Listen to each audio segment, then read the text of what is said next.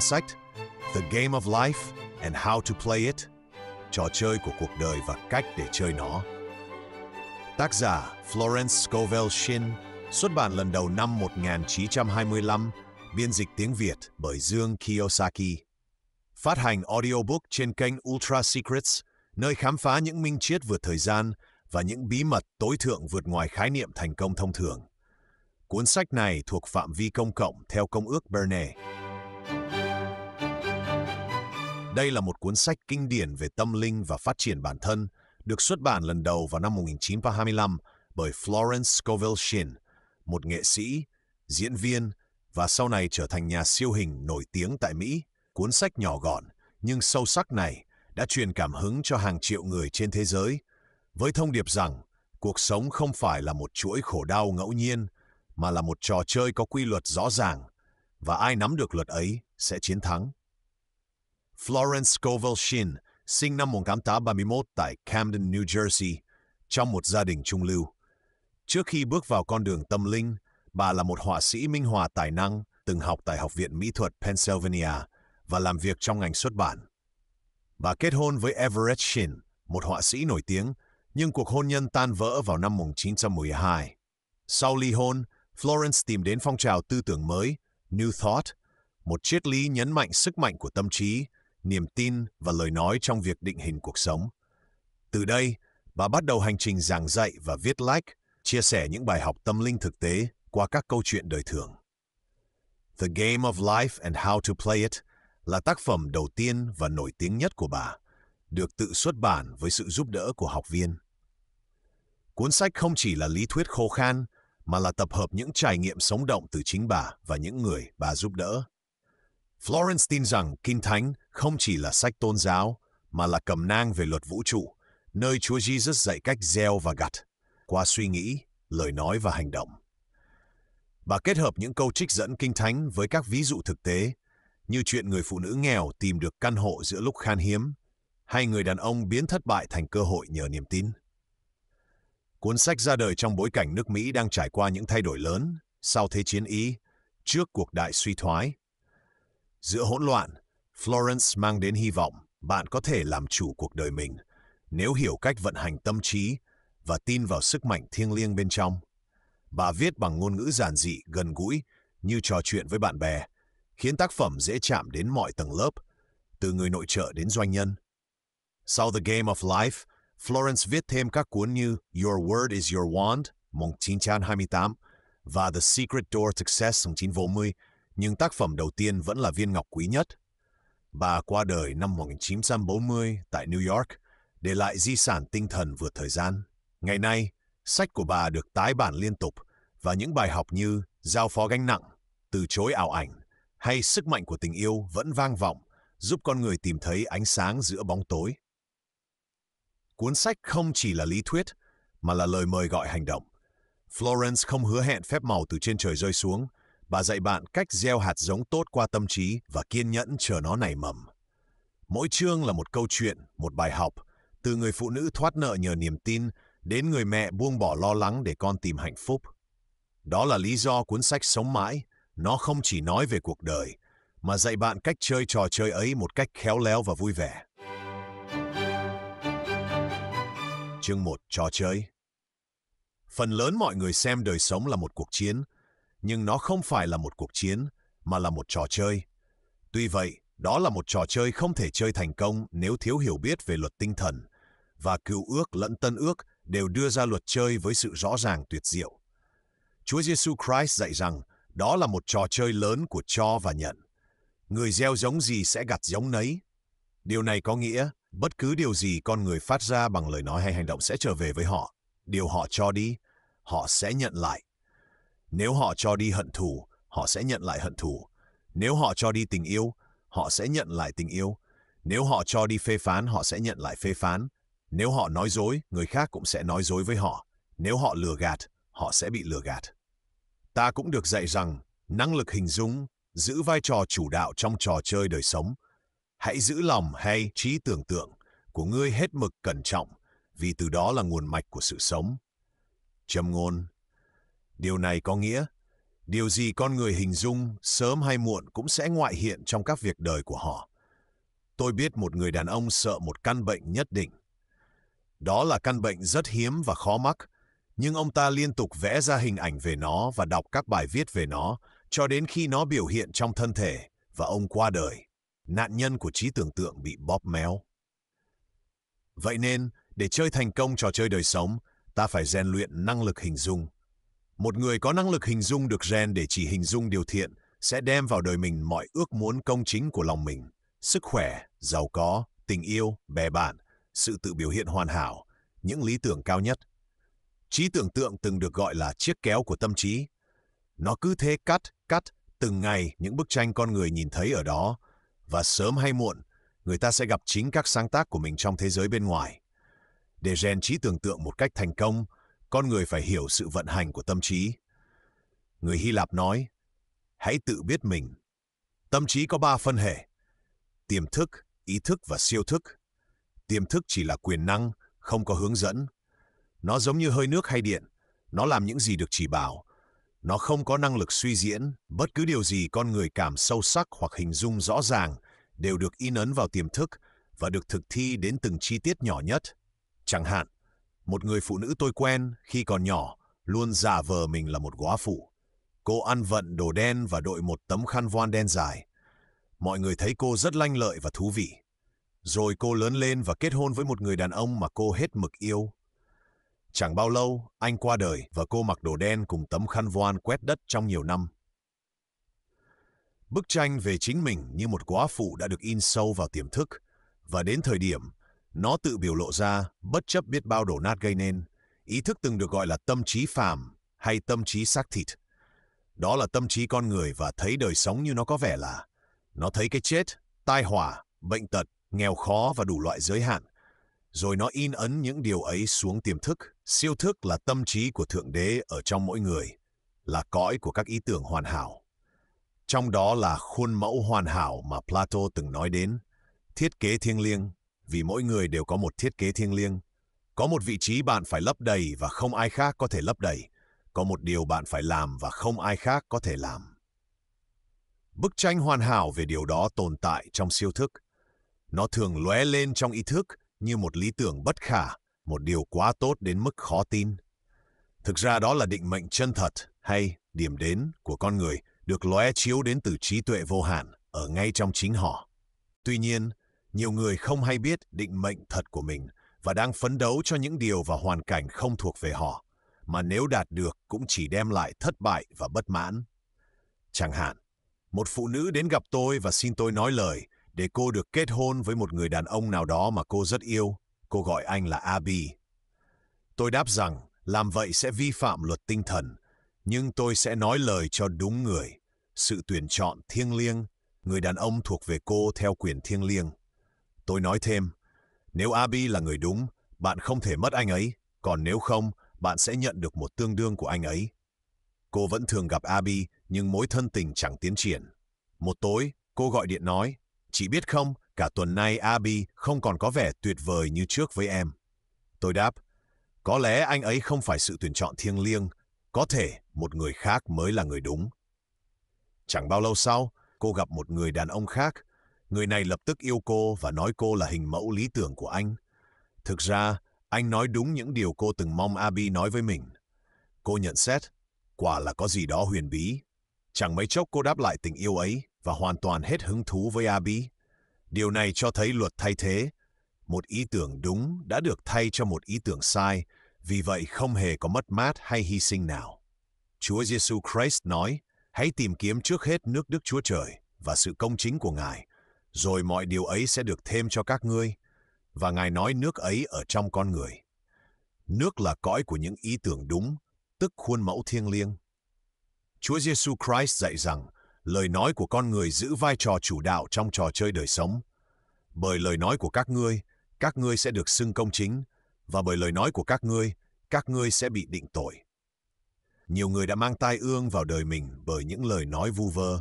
Chẳng hạn, một phụ nữ từng hỏi tôi vì sao cuộc đời cô giờ đây lại là cảnh nghèo khó hạn chế. Trước kia cô có nhà, chung quanh là những điều đẹp đẽ và có nhiều tiền. Ta phát hiện cô thường chán việc quán xuyến gia đình và lặp đi lặp lại. Tôi mệt mỏi mọi thứ lắm rồi. Ước gì tôi sống trong một cái giường. Và cô nói thêm, hôm nay tôi đang sống trong cái giường ấy. Cô đã tự nói mình vào trong một cái giường. Tiềm thức không có óc khôi hài và người ta thường đùa cợt để rồi tự kéo mình vào những trải nghiệm bất hạnh. Lại nữa, một phụ nữ có rất nhiều tiền liên tục đùa rằng mình đang chuẩn bị vào nhà tế bần.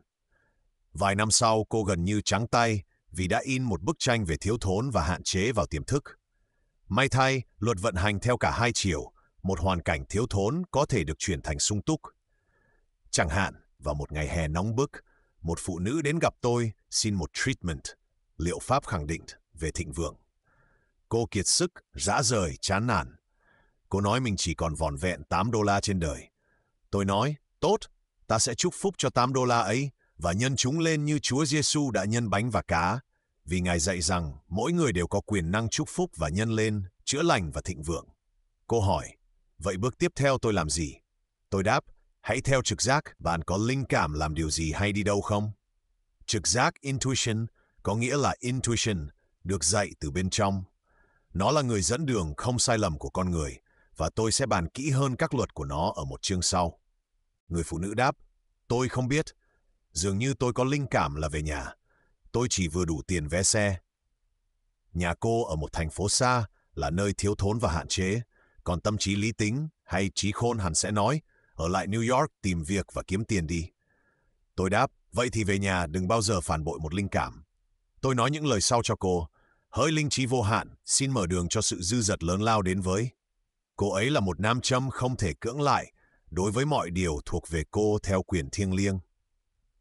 Tôi cũng bảo cô lặp lại liên tục. Cô lập tức lên đường về nhà. Một hôm đến thăm một người phụ nữ, cô kết nối lại với một người bạn cũ của gia đình. Nhờ người bạn này, cô nhận được hàng ngàn $, theo một cách vô cùng mầu nhiệm. Cô thường nói với tôi, hãy kể cho mọi người nghe câu chuyện người phụ nữ đến gặp chị với $8 và một linh cảm. Luôn có sự dư dật trên lối đi của con người, nhưng nó chỉ có thể được đưa vào biểu hiện thông qua ước muốn, đức tin hoặc lời nói. Chúa Giêsu Christ nhấn mạnh rõ rằng con người phải là người đi bước trước. Hãy xin, sẽ được ban cho. Hãy tìm, sẽ gặp. Hãy gõ, cửa sẽ mở cho các ngươi. Kinh Thánh cũng chép, về những công việc bởi tay ta, các ngươi hãy truyền lệnh cho ta. Trí tuệ vô hạn, Thượng Đế luôn sẵn sàng thực hiện mọi yêu cầu, dù nhỏ nhất hay lớn nhất, của con người. Mọi ước muốn, dù thốt thành lời hay chưa, đều là một đòi hỏi. Ta thường giật mình khi thấy một ước muốn bỗng được ứng nghiệm. Chẳng hạn, một dịp phục sinh, sau khi thấy nhiều cây hồng đẹp trong cửa hiệu hoa, tôi đã ước mình nhận được một cây, và trong thoáng chốc, tôi hình dung rõ nó được mang qua cửa vào. Đến phục sinh, một cây hồng tuyệt đẹp cũng đến theo. Hôm sau tôi cảm ơn người bạn và nói đó đúng là điều tôi muốn. Cô đáp, tớ đâu có gửi cậu cây hồng, tớ gửi cậu hoa loa kèn cơ mà. Người giao hàng đã nhầm đơn và gửi cho tôi cây hồng chỉ bởi vì tôi đã khởi động luật vận hành và tôi phải có cây hồng. Chẳng có gì đứng giữa con người và những lý tưởng cao nhất cùng mọi ước muốn trong trái tim họ, ngoại trừ hoài nghi và sợ hãi. Khi con người có thể ước mà không lo, thì mọi ước muốn sẽ được ứng nghiệm tức thì. Tôi sẽ giải thích đầy đủ hơn ở chương sau về lý do khoa học của việc này và vì sao nỗi sợ phải bị xóa khỏi tâm thức. Đó là kẻ thù duy nhất của con người. Sợ thiếu thốn, sợ thất bại, sợ bệnh tật, sợ mất mát và cảm giác bất an ở một bình diện nào đó. Chúa Giêsu Christ nói, sao các ngươi sợ hãi, hỡi những kẻ ít đức tin? Vậy ta thấy phải thay đức tin cho sợ hãi, vì sợ hãi chỉ là đức tin bị đảo ngược. Đức tin đặt vào điều ác thay vì điều thiện. Mục đích của trò chơi đời sống là thấy rõ điều thiện của chính mình và xóa sạch mọi bức tranh tinh thần về điều ác. Việc này phải được thực hiện bằng cách ấn in vào tiềm thức một nhận thức về điều thiện. Một người đàn ông rất xuất chúng, đã đạt thành công lớn, kể với tôi rằng ông đột nhiên xóa sạch mọi sợ hãi khỏi tâm thức nhờ đọc một tấm biển treo trong phòng. Ông thấy in bằng chữ thật to câu này, lo làm gì, có lẽ nó chẳng bao giờ xảy ra. Những lời đó được đóng dấu không phai vào tiềm thức ông, và từ đó ông có xác tín vững chắc rằng chỉ điều thiện mới có thể đến với đời mình. Vì vậy chỉ điều thiện mới có thể biểu hiện. Trong chương tiếp theo, tôi sẽ bàn về các phương pháp khác nhau để in ấn vào tiềm thức. Tiềm thức là đầy tớ trung tín của con người, nhưng ta phải cẩn trọng khi ra lệnh cho nó. Con người luôn có một người lắng nghe thầm lặng ở bên. Chiến lý tiềm thức của Murdy. Mọi ý nghĩ, mọi lời nói đều được in ấn vào đó và được thực thi với độ chi tiết đáng kinh ngạc. Nó giống như một ca sĩ đang thu âm lên chiếc đĩa nhạy của máy hát. Mọi nốt và sắc thái giọng của ca sĩ đều được ghi lại. Nếu anh ta ho hay ngập ngừng, điều đó cũng được ghi lại. Vậy hãy phá vỡ mọi bản ghi xấu cũ trong tiềm thức, những bản ghi của đời ta mà ta không muốn giữ, và tạo nên những bản ghi mới, tươi đẹp. Hãy nói lớn những lời này bằng quyền năng và xác tín. Giờ đây, bằng lời nói của mình, tôi đập tan và phá hủy mọi bản ghi không chân thật trong tiềm thức. Chúng sẽ trở về đống tro bụi của cõi hư vô vốn có, vì chúng đến từ những tưởng tượng hão huyền của chính tôi. Giờ đây, tôi tạo nên những bản ghi hoàn hảo qua đấng Christ ở trong tôi, những bản ghi về sức khỏe, giàu có, tình yêu và sự tự biểu hiện hoàn hảo. Đây là hình vuông của đời sống, ván chơi đã hoàn tất. Trong những chương kế tiếp, tôi sẽ chỉ ra cách con người có thể đổi thay hoàn cảnh bằng cách đổi thay lời nói. Ai không biết quyền năng của lời là người lạc hậu so với thời đại. Quyền sống và chết ở nơi cái lưỡi. Châm ngôn 18. Chương 2. Luật thịnh vượng. Phải, đấng toàn năng sẽ là sự bảo hộ của ngươi, và ngươi sẽ có bạc dồi dào.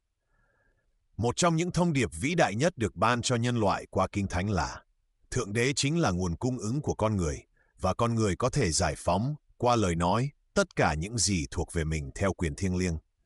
Tuy nhiên, người ấy phải có niềm tin tuyệt đối vào lời nói của mình. Tiên tri Ê-sai đã nói, lời ta phán ra sẽ không trở về luống công, nhưng sẽ làm thành ý muốn ta và thành tựu công việc mà ta sai nó đến. Giờ đây ta hiểu rằng, lời nói và tư tưởng là một lực rung động vô cùng mạnh mẽ, không ngừng đúc nặn thân thể và mọi sự vụ của con người. Một phụ nữ tìm đến tôi trong cảnh đau khổ, nói rằng bà sẽ bị kiện vào ngày 15 vì món nợ $3.000. Bà không biết xoay sở đâu ra tiền và tuyệt vọng. Tôi nói với bà, Thượng Đế là nguồn cung ứng của bà, luôn có nguồn cung cho mọi nhu cầu. Thế là tôi nói lời.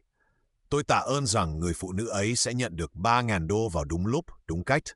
Tôi bảo bà phải có niềm tin hoàn toàn và hành động như thể đã có rồi.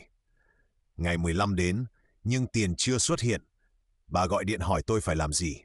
Tôi đáp, hôm nay là thứ Bảy, họ sẽ không kiện. Phần của bà là hành động như người giàu, qua đó biểu hiện đức tin rằng đến thứ Hai bà sẽ có tiền. Bà mời tôi đi ăn trưa để giữ vững tinh thần. Khi gặp ở nhà hàng, tôi nói, đây không phải lúc tiết kiệm. Hãy gọi một bữa trưa sang trọng, hành động như thể bà đã có $3.000 rồi. Khi cầu nguyện, hết thảy điều gì các ngươi xin, nếu tin, sẽ được ban cho. Phải hành động như thể đã nhận được rồi. Sáng hôm sau bà lại gọi, xin tôi đến ở cùng cả ngày. Tôi đáp, không, bà được bảo vệ bởi thiêng liêng và Thượng Đế không bao giờ trễ. Buổi tối bà lại gọi vô cùng phấn khích. Chị ơi, một phép lạ đã xảy ra. Sáng nay tôi đang ngồi trong phòng thì chuông cửa reo. Tôi bảo người giúp việc, đừng cho ai vào. Nhưng cô ta nhìn ra cửa sổ và nói, đó là ông anh họ để râu trắng dài. Tôi bảo, gọi ông ấy lại, tôi muốn gặp. Ông vừa rẽ qua góc đường thì nghe tiếng gọi và quay lại. Ông trò chuyện khoảng 1 giờ, rồi khi ra về bỗng nói, nhân tiện, tình hình tài chính của em thế nào? Tôi nói mình cần tiền và ông đáp, ôi, chị sẽ cho em $3.000 vào ngày đầu tháng. Tôi không dám nói là ngày mai tôi sẽ bị kiện. Tôi phải làm sao? Đến đầu tháng mới nhận được, trong khi ngày mai tôi cần ngay. Tôi nói, tôi sẽ tiếp tục trị liệu bằng lời. Linh trí không bao giờ trễ. Tôi tạ ơn rằng bà đã nhận số tiền trên bình diện vô hình và nó sẽ hiện ra đúng lúc. Sáng hôm sau, người anh họ gọi điện, em đến văn phòng sáng nay, chị sẽ đưa tiền. Buổi chiều hôm đó, bà có $3.000 trong tài khoản ngân hàng và viết chi phiếu nhanh đến mức tay run vì xúc động. Nếu một người cầu xin thành công nhưng lại chuẩn bị cho thất bại, thì người ấy sẽ nhận đúng điều mình đã chuẩn bị. Thí dụ, một người đàn ông đến nhờ tôi nói lời để xóa một món nợ. Nhưng tôi phát hiện ông luôn nghĩ đến việc sẽ nói gì với chủ nợ nếu không trả được. Qua đó ông đã vô hiệu hóa lời khẳng định của tôi. Lẽ ra ông phải hình dung chính mình trả xong món nợ. Kinh Thánh có một minh chứng tuyệt vời về 3 vị vua ở trong sa mạc, không có nước cho binh lính và ngựa. Họ tìm đến tiên tri Elise và ông đưa ra thông điệp lạ lùng. Đức Giê-hô-va phán, các ngươi sẽ chẳng thấy gió, cũng chẳng thấy mưa, nhưng thung lũng này sẽ đầy mương rãnh. Con người phải chuẩn bị cho điều mình cầu xin ngay cả khi chưa có một dấu hiệu nhỏ nhất. Ví dụ, một phụ nữ buộc phải tìm căn hộ trong năm mà New York khan hiếm nhà ở. Ai nấy đều coi như chuyện bất khả. Bạn bè ái ngại nói, thật tội nghiệp, chắc cô phải gửi đồ đạc vào kho và ở khách sạn thôi. Nhưng cô đáp, đừng thương hại tôi là siêu nhân, tôi sẽ tìm được căn hộ. Cô khẳng định, linh trí vô hạn xin mở đường cho căn hộ đúng đắn.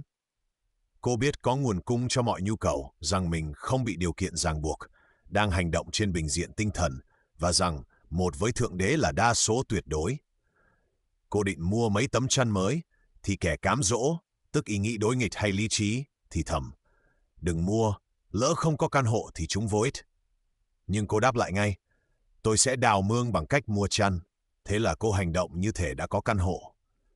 Kết quả, cô tìm được một căn hộ theo cách nhiệm màu, trong khi có hơn 200 người khác nộp đơn. Những tấm chăn chính là biểu hiện của đức tin sống động. Không cần nói cũng rõ, những cái mương mà 3 vị vua đào trong sa mạc đã được đổ đầy tràn, xem y các vua. Đi vào dòng chảy tinh thần không phải chuyện dễ với người thường. Những ý nghĩ hoài nghi và sợ hãi từ tiềm thức nổi lên như đạo quân ngoại bang phải bị đánh tan. Đây là lý do tại sao thường trời tối nhất trước bình minh.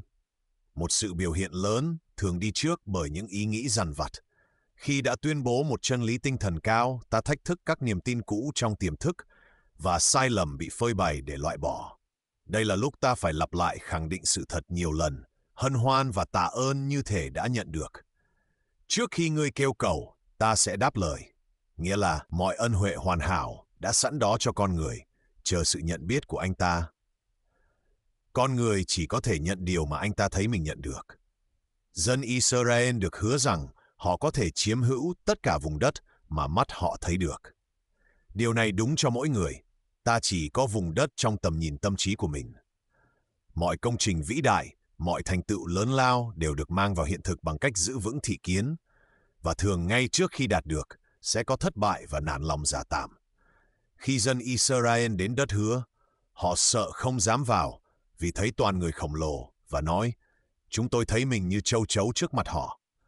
Đó cũng là kinh nghiệm của hầu hết mọi người. Tuy nhiên, người biết luật tinh thần thì không dao động trước bề ngoài, mà vẫn vui mừng ngay cả khi còn trong xiềng xích. Nghĩa là anh ta giữ vững thị kiến và tạ ơn rằng kết quả đã hoàn tất, đã nhận được. Chúa Giêsu Christ đã cho ví dụ tuyệt vời. Ngài nói với môn đồ, các ngươi há chẳng nói, còn 4 tháng nữa mới đến mùa gặt sao? Này, ta bảo các ngươi, hãy ngước mắt lên mà xem đồng ruộng, đã chín vàng sẵn sàng cho mùa gặt rồi. Tầm nhìn rõ ràng của Ngài xuyên thấu thế giới vật chất, thấy cõi 4 chiều, thấy mọi sự như chúng thực sự là, hoàn hảo và trọn vẹn trong tâm trí thiêng liêng. Cũng vậy, con người phải luôn giữ thị kiến về đích đến của mình và đòi hỏi sự biểu hiện của điều mình đã nhận trong cõi vô hình. Sức khỏe hoàn hảo, tình yêu, nguồn cung, sự tự biểu hiện, ngôi nhà hay bạn bè. Tất cả vốn đã hoàn tất và hoàn hảo trong tâm trí thiêng liêng, tức siêu thức của mỗi người, và phải chảy qua con người, chứ không phải đến từ bên ngoài. Ví dụ, một người đàn ông nhờ tôi trị liệu cho thành công. Ông bắt buộc phải có 50.000 đô cho doanh nghiệp trong thời hạn nhất định. Gần hết hạn, ông đến trong tuyệt vọng. Không ai chịu đầu tư, ngân hàng cũng từ chối khoản vay. Tôi đáp, chắc ông đã mất bình tĩnh ở ngân hàng, nên mất quyền năng. Hãy nhớ, ông có thể kiểm soát bất cứ tình huống nào nếu trước hết kiểm soát chính mình. Tôi sẽ trị liệu. Ông hãy quay lại ngân hàng. Lời tôi khẳng định là, ông hòa hợp trong tình yêu với tinh thần của mọi người trong ngân hàng. Xin cho ý tưởng thiêng liêng biểu lộ từ tình huống này. Ông nói, bà ơi, đó là điều bất khả. Ngày mai là thứ Bảy, ngân hàng đóng cửa lúc 12 giờ, mà tàu tôi đến nơi 10 giờ. Thời hạn cũng hết vào ngày mai. Dù sao họ cũng sẽ không đồng ý, quá muộn rồi. Tôi đáp, Thượng Đế không cần thời gian và chẳng bao giờ muộn. Với Ngài, mọi điều đều khả dĩ. Tôi không biết gì về thương mại, nhưng tôi biết tất cả về Thượng Đế. Ông nói, nghe bà thì thấy hay, nhưng khi ra ngoài thì khủng khiếp lắm. Ông sống ở thành phố xa, tôi không nghe tin cả tuần. Rồi thư ông đến. Bà nói đúng, tôi đã huy động được tiền, và sẽ không bao giờ nghi ngờ lẽ thật bà dạy nữa. Gặp lại vài tuần sau tôi hỏi, chuyện gì đã xảy ra, hóa ra ông vẫn còn đủ thời gian à? Ông đáp, tàu đến trễ, tôi chỉ còn 15 phút trước khi ngân hàng đóng cửa. Tôi bước vào bình thản, nói, tôi đến để lấy khoản vay và họ đưa ngay, không hỏi gì. Đó chính là 15 phút cuối cùng của thời hạn, và linh trí vô hạn đã không hề muộn. Trong trường hợp này, ông không thể tự mình làm nổi.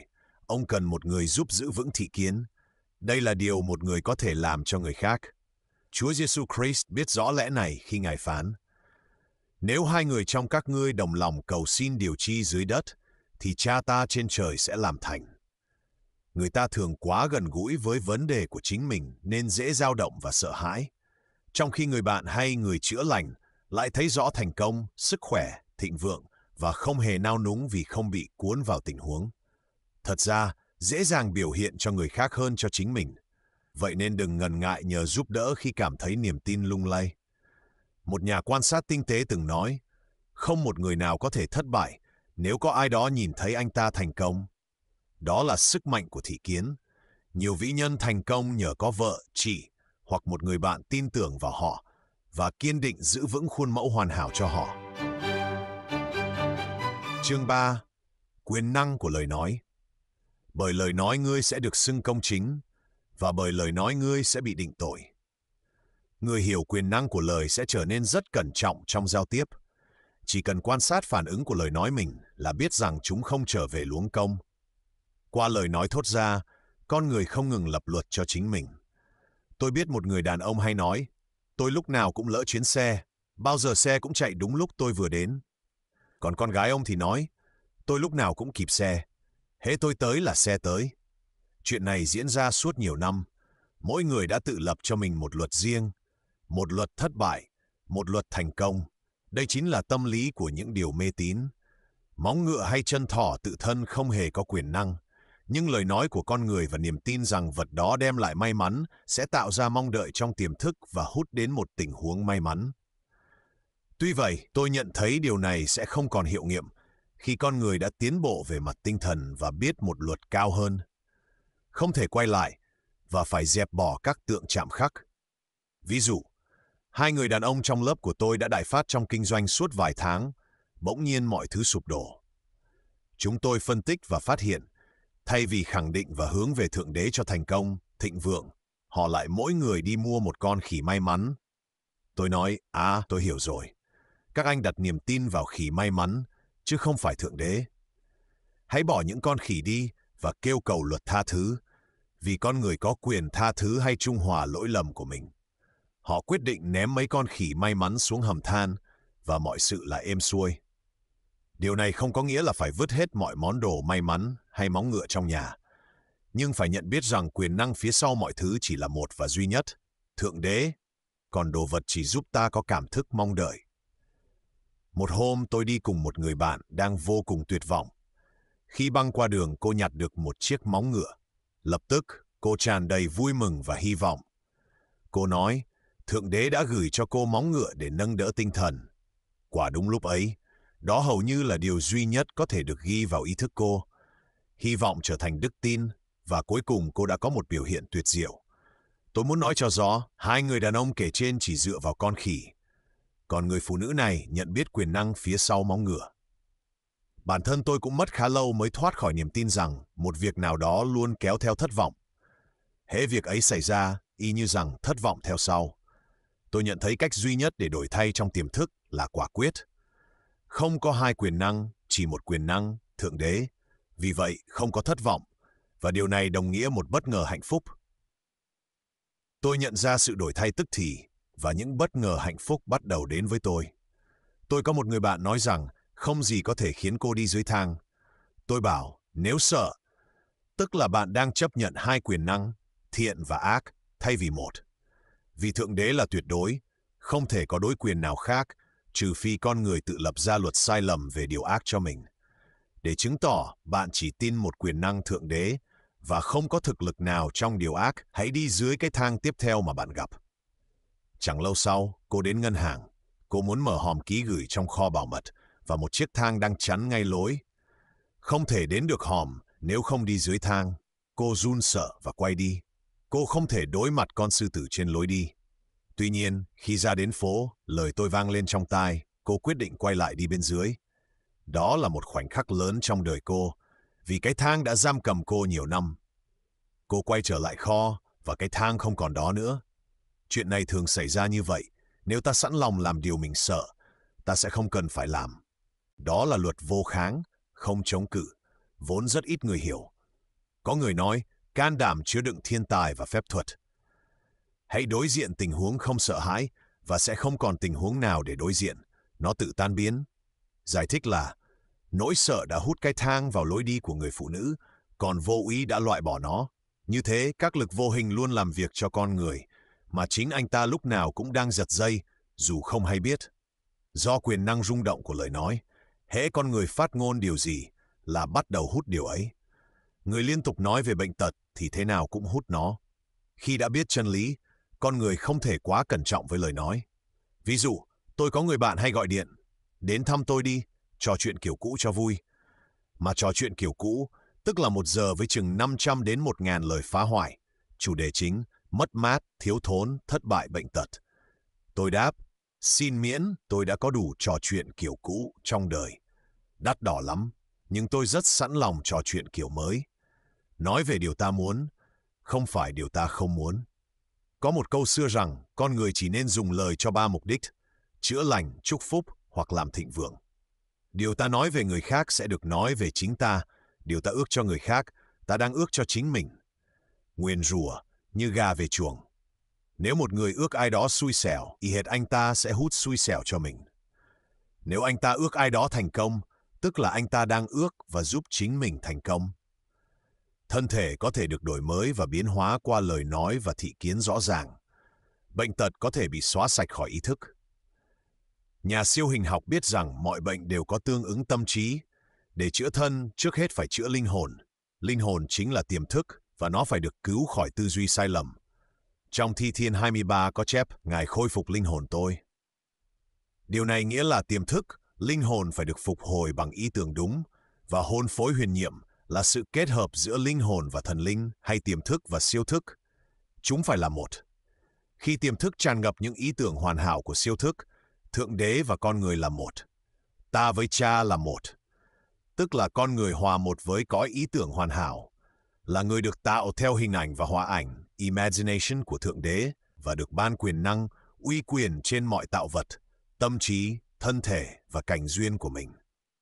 Có thể nói mọi bệnh tật và bất hạnh đều đến từ vi phạm luật yêu thương. Ta ban cho các ngươi một điều răn mới, hãy yêu nhau, và trong trò chơi đời sống, tình yêu hay thiện chí thắng mọi ván. Ví dụ, một phụ nữ mà tôi biết mang biểu hiện của một bệnh da khủng khiếp suốt nhiều năm. Bác sĩ bảo bất trị, cô tuyệt vọng. Cô là người diễn trên sân khấu, sợ rằng sắp phải bỏ nghề và không còn kế sinh nhai. Tuy nhiên, cô nhận được một hợp đồng tốt, đêm diễn mở màn cô đại thắng. Cô được phê bình ca ngợi, lòng hân hoan phấn chấn. Hôm sau cô nhận giấy cho nghỉ. Một người đàn ông trong đoàn ghen tị với thành công của cô và gây ra việc ấy.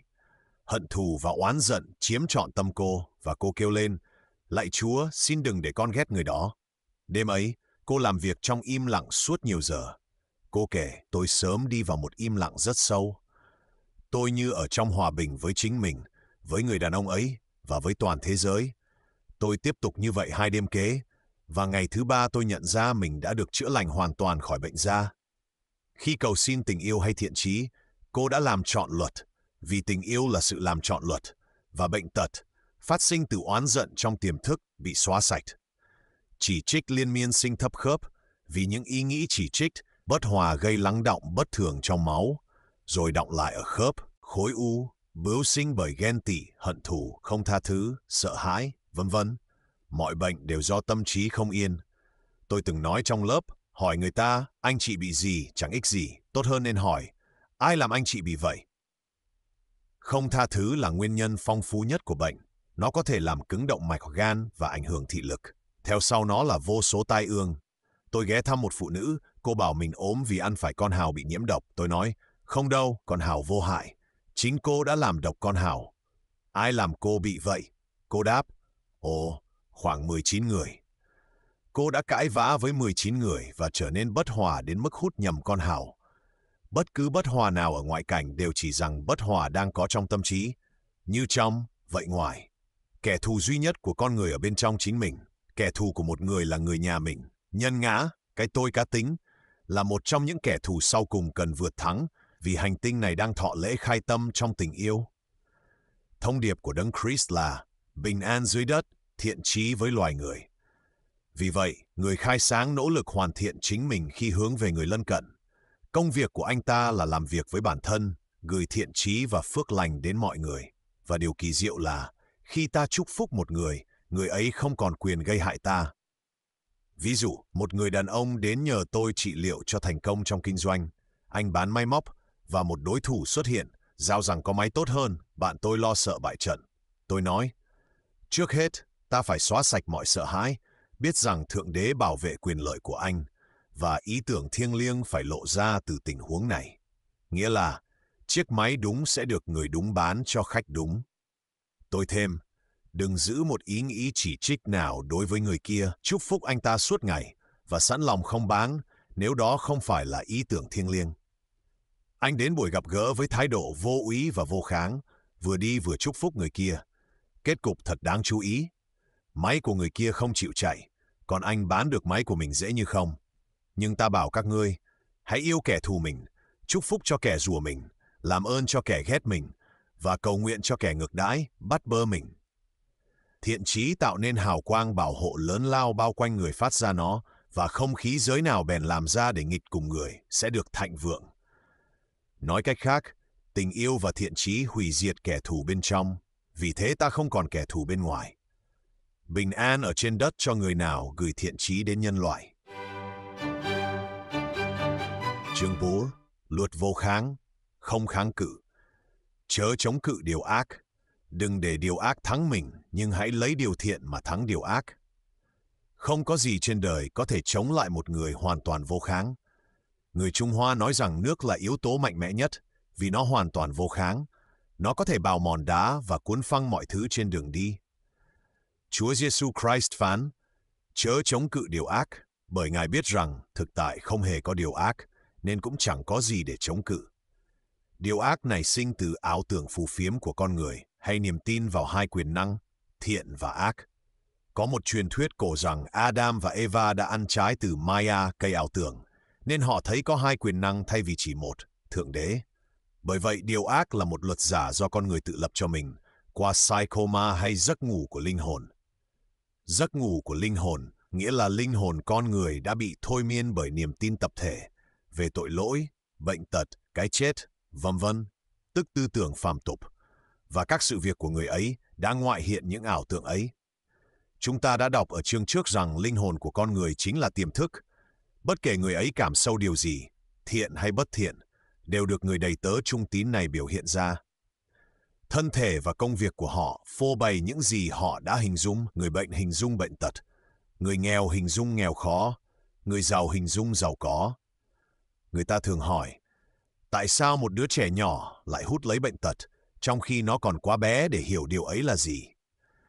Tôi đáp rằng trẻ nhỏ rất nhạy cảm và dễ tiếp nhận tư tưởng của những người quanh mình, và thường ngoại hiện nỗi sợ của cha mẹ. Tôi từng nghe một nhà siêu hình nói, nếu bạn không tự điều khiển tiềm thức của mình, sẽ có người khác điều khiển nó thay bạn. Các bà mẹ thường, vô thức, hút bệnh tật và tai ương đến cho con cái bằng cách liên tục giữ con trong ý nghĩ sợ hãi và chăm chăm tìm dấu hiệu. Ví dụ, một người bạn hỏi một phụ nữ rằng bé gái của cô đã bị sởi chưa? Cô đáp ngay, chưa tới lượt.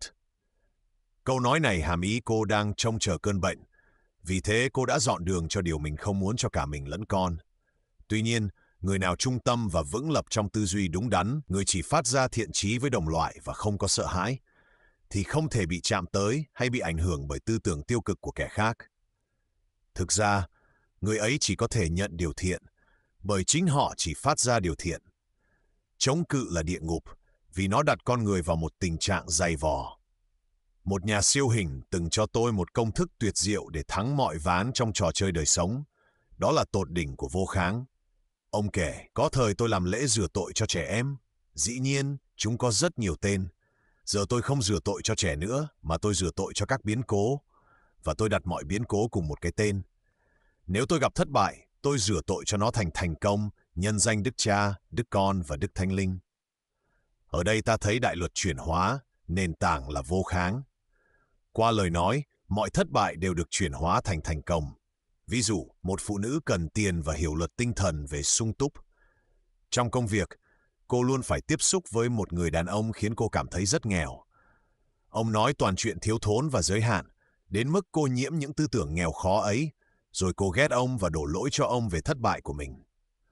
Cô biết rằng, để biểu hiện nguồn cung, trước hết cô phải cảm thấy đã nhận, cảm thức sung túc phải có trước khi nó biểu hiện.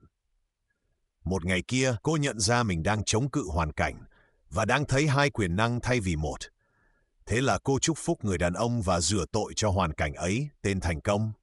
Cô khẳng định, vì chỉ có một quyền năng, Thượng Đế, nên người này ở đây là vì ích lợi và thịnh vượng của tôi. Dẫu bề ngoài có vẻ hoàn toàn ngược lại. Ngay sau đó, thông qua chính người đàn ông này, cô gặp một phụ nữ, và vì một dịch vụ cô thực hiện, người này tặng cô vài ngàn đô la. Rồi người đàn ông kia chuyển tới một thành phố xa và êm đẹp rời khỏi đời cô. Hãy tuyên bố, mọi người đều là mắt xích vàng trong chuỗi điều thiện của tôi, vì mọi người đều là Thượng Đế trong biểu hiện, đang chờ cơ hội do chính ta trao để phục vụ thiên ý của đời mình. Hãy chúc lành kẻ thù ngươi và ngươi tước mất đạn dược của hắn. Mũi tên của hắn sẽ được chuyển hóa thành phúc lành. Luật này đúng cho cả quốc gia cũng như cá nhân. Hãy chúc lành cho một dân tộc, gửi tình yêu và thiện chí đến từng cư dân của nó, và bạn tước mất quyền năng làm hại của nó. Con người chỉ có thể nắm đúng ý nghĩa của vô kháng qua hiểu biết tinh thần. Học trò tôi thường nói, tôi không muốn làm tấm thảm chùi chân. Tôi đáp, khi bạn dùng vô kháng với trí huệ, không ai có thể dẫm lên bạn. Ví dụ khác, một ngày nọ, tôi nóng ruột chờ một cú điện thoại quan trọng. Tôi chống cự mọi cuộc gọi đến và không gọi đi cuộc nào, lý luận rằng có thể nó sẽ làm gián đoạn cuộc gọi tôi đang đợi. Thay vì nói, ý tưởng thiêng liêng không bao giờ xung đột, cuộc gọi sẽ đến đúng lúc, và để trí tuệ vô hạn sắp xếp, tôi lại tự điều khiển mọi thứ. Tôi biến cuộc chiến thành của mình, không phải của trời, và cứ căng thẳng lo âu. Chuông không reo suốt gần 1 giờ. Tôi liếc sang điện thoại thì thấy ống nghe bị trật chừng ấy lâu, máy bị mất kết nối. Lo âu, sợ hãi và niềm tin vào sự can thiệp của tôi đã gây nên nhật thực toàn phần cho cái điện thoại. Nhận ra lỗi, tôi lập tức chúc phúc tình huống, rửa tội nó là thành công và khẳng định tôi không thể mất bất kỳ cuộc gọi nào thuộc về tôi theo quyền thiêng liêng. Tôi ở dưới ân điển, không ở dưới luật. Một người bạn chạy ra điện thoại gần nhất để báo công ty nối lại đường dây. Cô bước vào một cửa hàng tạp hóa đông nghịt, thế mà ông chủ bỏ khách để tự mình gọi giúp. Điện thoại nhà tôi được nối lại ngay, và 2 phút sau tôi nhận một cú gọi rất quan trọng. Khoảng 1 giờ sau nữa, tôi nhận được chính cuộc gọi tôi chờ. Tàu thuyền của một người chỉ cập bến khi biển lặng. Chừng nào con người còn chống cự một hoàn cảnh, chừng đó hoàn cảnh ấy còn đi theo người ấy. Nếu người ấy chạy trốn, nó sẽ đuổi theo. Ví dụ, tôi nói điều này với một phụ nữ. Cô đáp, quá đúng, tôi không hạnh phúc ở nhà. Tôi khó chịu với mẹ vì bà hay chỉ trích và áp chế. Vậy là tôi bỏ nhà đi lấy chồng, nhưng rồi tôi cưới chính mẹ mình, vì chồng tôi giống y mẹ, và tôi lại phải đối diện y hệt tình huống. Hãy mau thuận hiệp với kẻ nghịch ngươi. Điều này có nghĩa, đồng ý rằng hoàn cảnh ngược ý ấy là điều thiện, không sao động bởi nó, và nó sẽ tự tan. Không điều gì khiến tôi lay động là một lời khẳng định tuyệt vời. Hoàn cảnh bất hòa phát sinh từ bất hòa nào đó trong chính con người. Khi trong người không còn phản ứng cảm xúc trước một hoàn cảnh bất hòa, hoàn cảnh ấy sẽ vĩnh viễn phai mờ khỏi lối đi của anh ta. Vậy ta thấy công việc của con người luôn là làm việc với chính mình. Người ta thường nói với tôi, xin trị liệu để đổi chồng tôi, hay đổi anh tôi. Tôi đáp, không, tôi sẽ trị liệu để đổi chính bạn. Khi bạn đổi, chồng bạn hay anh bạn sẽ đổi. Một nữ học viên của tôi có thói nói dối. Tôi bảo đó là phương pháp thất bại, và nếu cô nói dối, người khác cũng sẽ nói dối cô. Cô đáp, tôi không bận tâm, không thể nào sống nổi nếu không nói dối. Một hôm, cô nói chuyện điện thoại với một người đàn ông mà cô rất yêu. Cô quay sang tôi, em không tin anh ấy, em biết anh ấy đang nói dối em. Tôi đáp, vậy thì chính cô cũng nói dối nên ắt phải có người nói dối cô, và chắc chắn sẽ là người mà cô muốn nghe sự thật nhất. Vài lâu sau tôi gặp lại, cô nói, em hết nói dối rồi. Tôi hỏi, điều gì chữa cô? Cô đáp, em đã sống với một người phụ nữ nói dối còn tệ hơn em.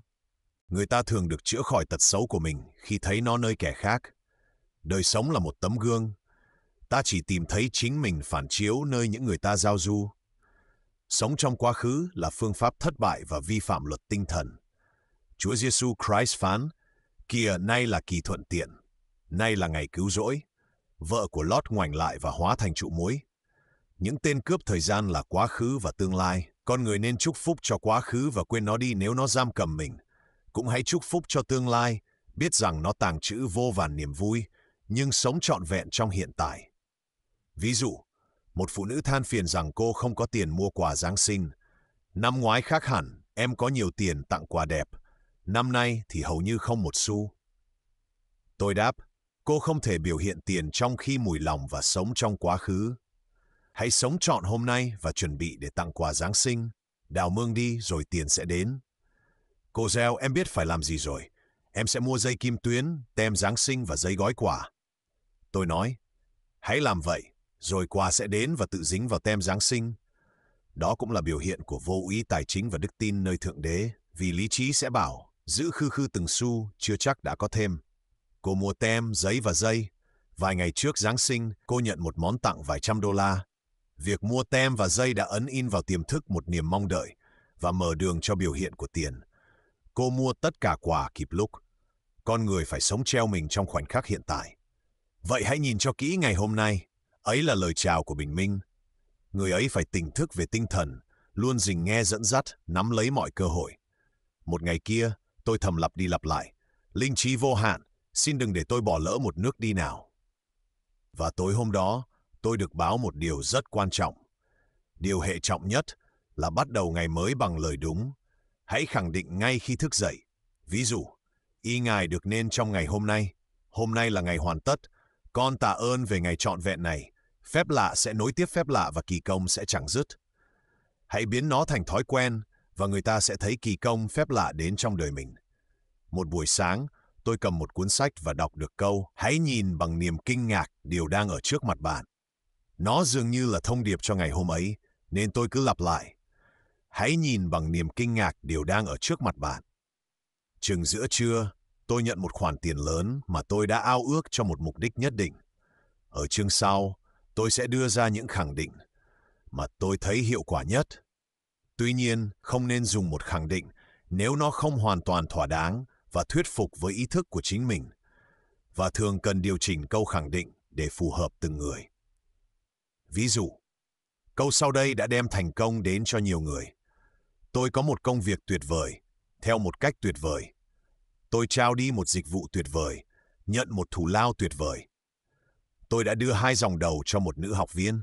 Cô ấy thêm 2 dòng sau, nó trở thành một lời tuyên bố cực mạnh, vì dịch vụ hoàn hảo luôn phải có thù lao hoàn hảo, và vần điệu dễ đi sâu vào tiềm thức. Cô vừa đi vừa hát, và chẳng bao lâu cô nhận được một công việc tuyệt vời, theo một cách tuyệt vời, và trao dịch vụ tuyệt vời để nhận thù lao tuyệt vời. Một học viên khác là doanh nhân đã lấy câu ấy và đổi công việc thành kinh doanh. Anh lặp lại, tôi có một việc kinh doanh tuyệt vời, theo một cách tuyệt vời.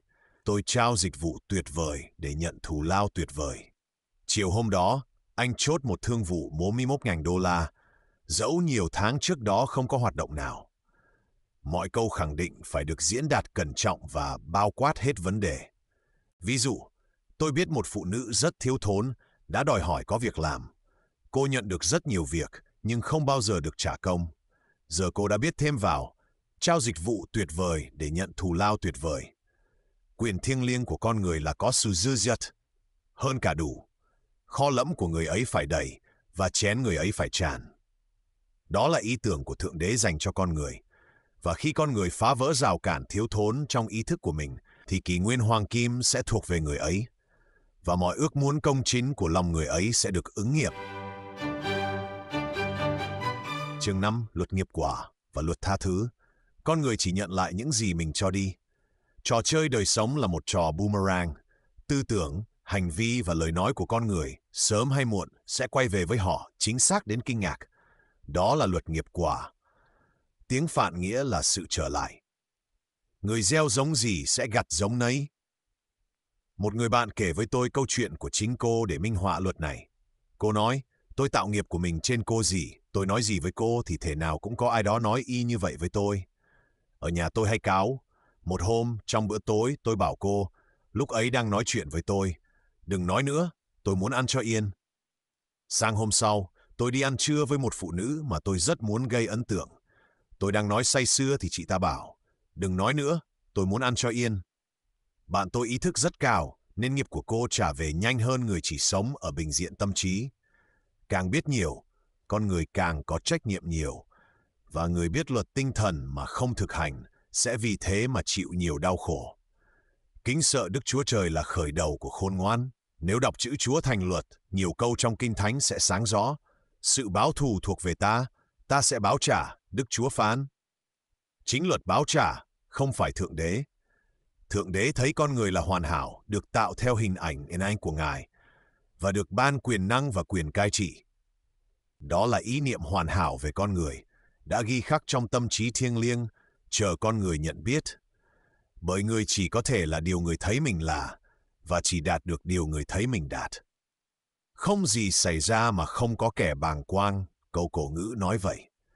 Con người thấy trước thất bại hay thành công, vui hay buồn bên trong, trước khi nó trôi ra hữu hình từ những cảnh tượng do chính trí tưởng tượng mình dựng lên. Ta từng thấy điều này nơi người mẹ hình dung bệnh tật cho con, hay người vợ thấy thành công cho chồng. Chúa Giêsu phán, các ngươi sẽ biết chân lý, và chân lý sẽ giải phóng các ngươi. Vậy nên tự do khỏi mọi hoàn cảnh bất hạnh đến qua tri thức về luật tinh thần. Vâng phục có trước uy quyền, và luật sẽ vâng lời con người khi con người vâng lời luật.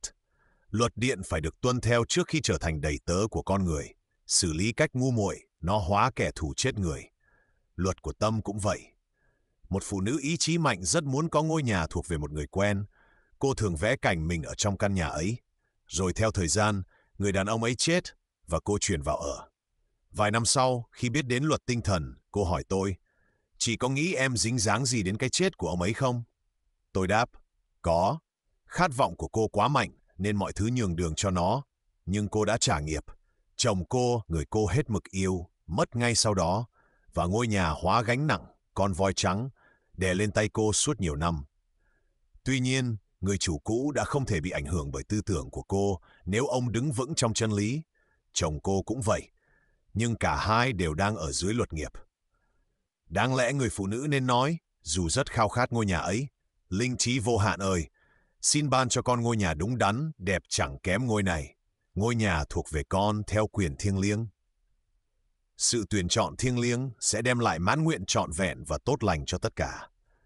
Khuôn mẫu thiêng liêng là khuôn mẫu an toàn duy nhất để làm việc. Dục vọng là một lực cực mạnh, phải được hướng vào đúng dòng, nếu không sẽ loạn. Khi thực hành biểu hiện, bước quan trọng nhất là bước đầu tiên, cầu xin cho đúng. Con người chỉ nên đòi hỏi điều thuộc về mình theo quyền thiêng liêng. Quay lại ví dụ. Nếu người phụ nữ chọn thái độ, nếu ngôi nhà này là của tôi không thể mất nó. Nếu không, xin ban cho tôi tương đương của nó. Thì người đàn ông kia có thể đã quyết định chuyển đi một cách êm đẹp.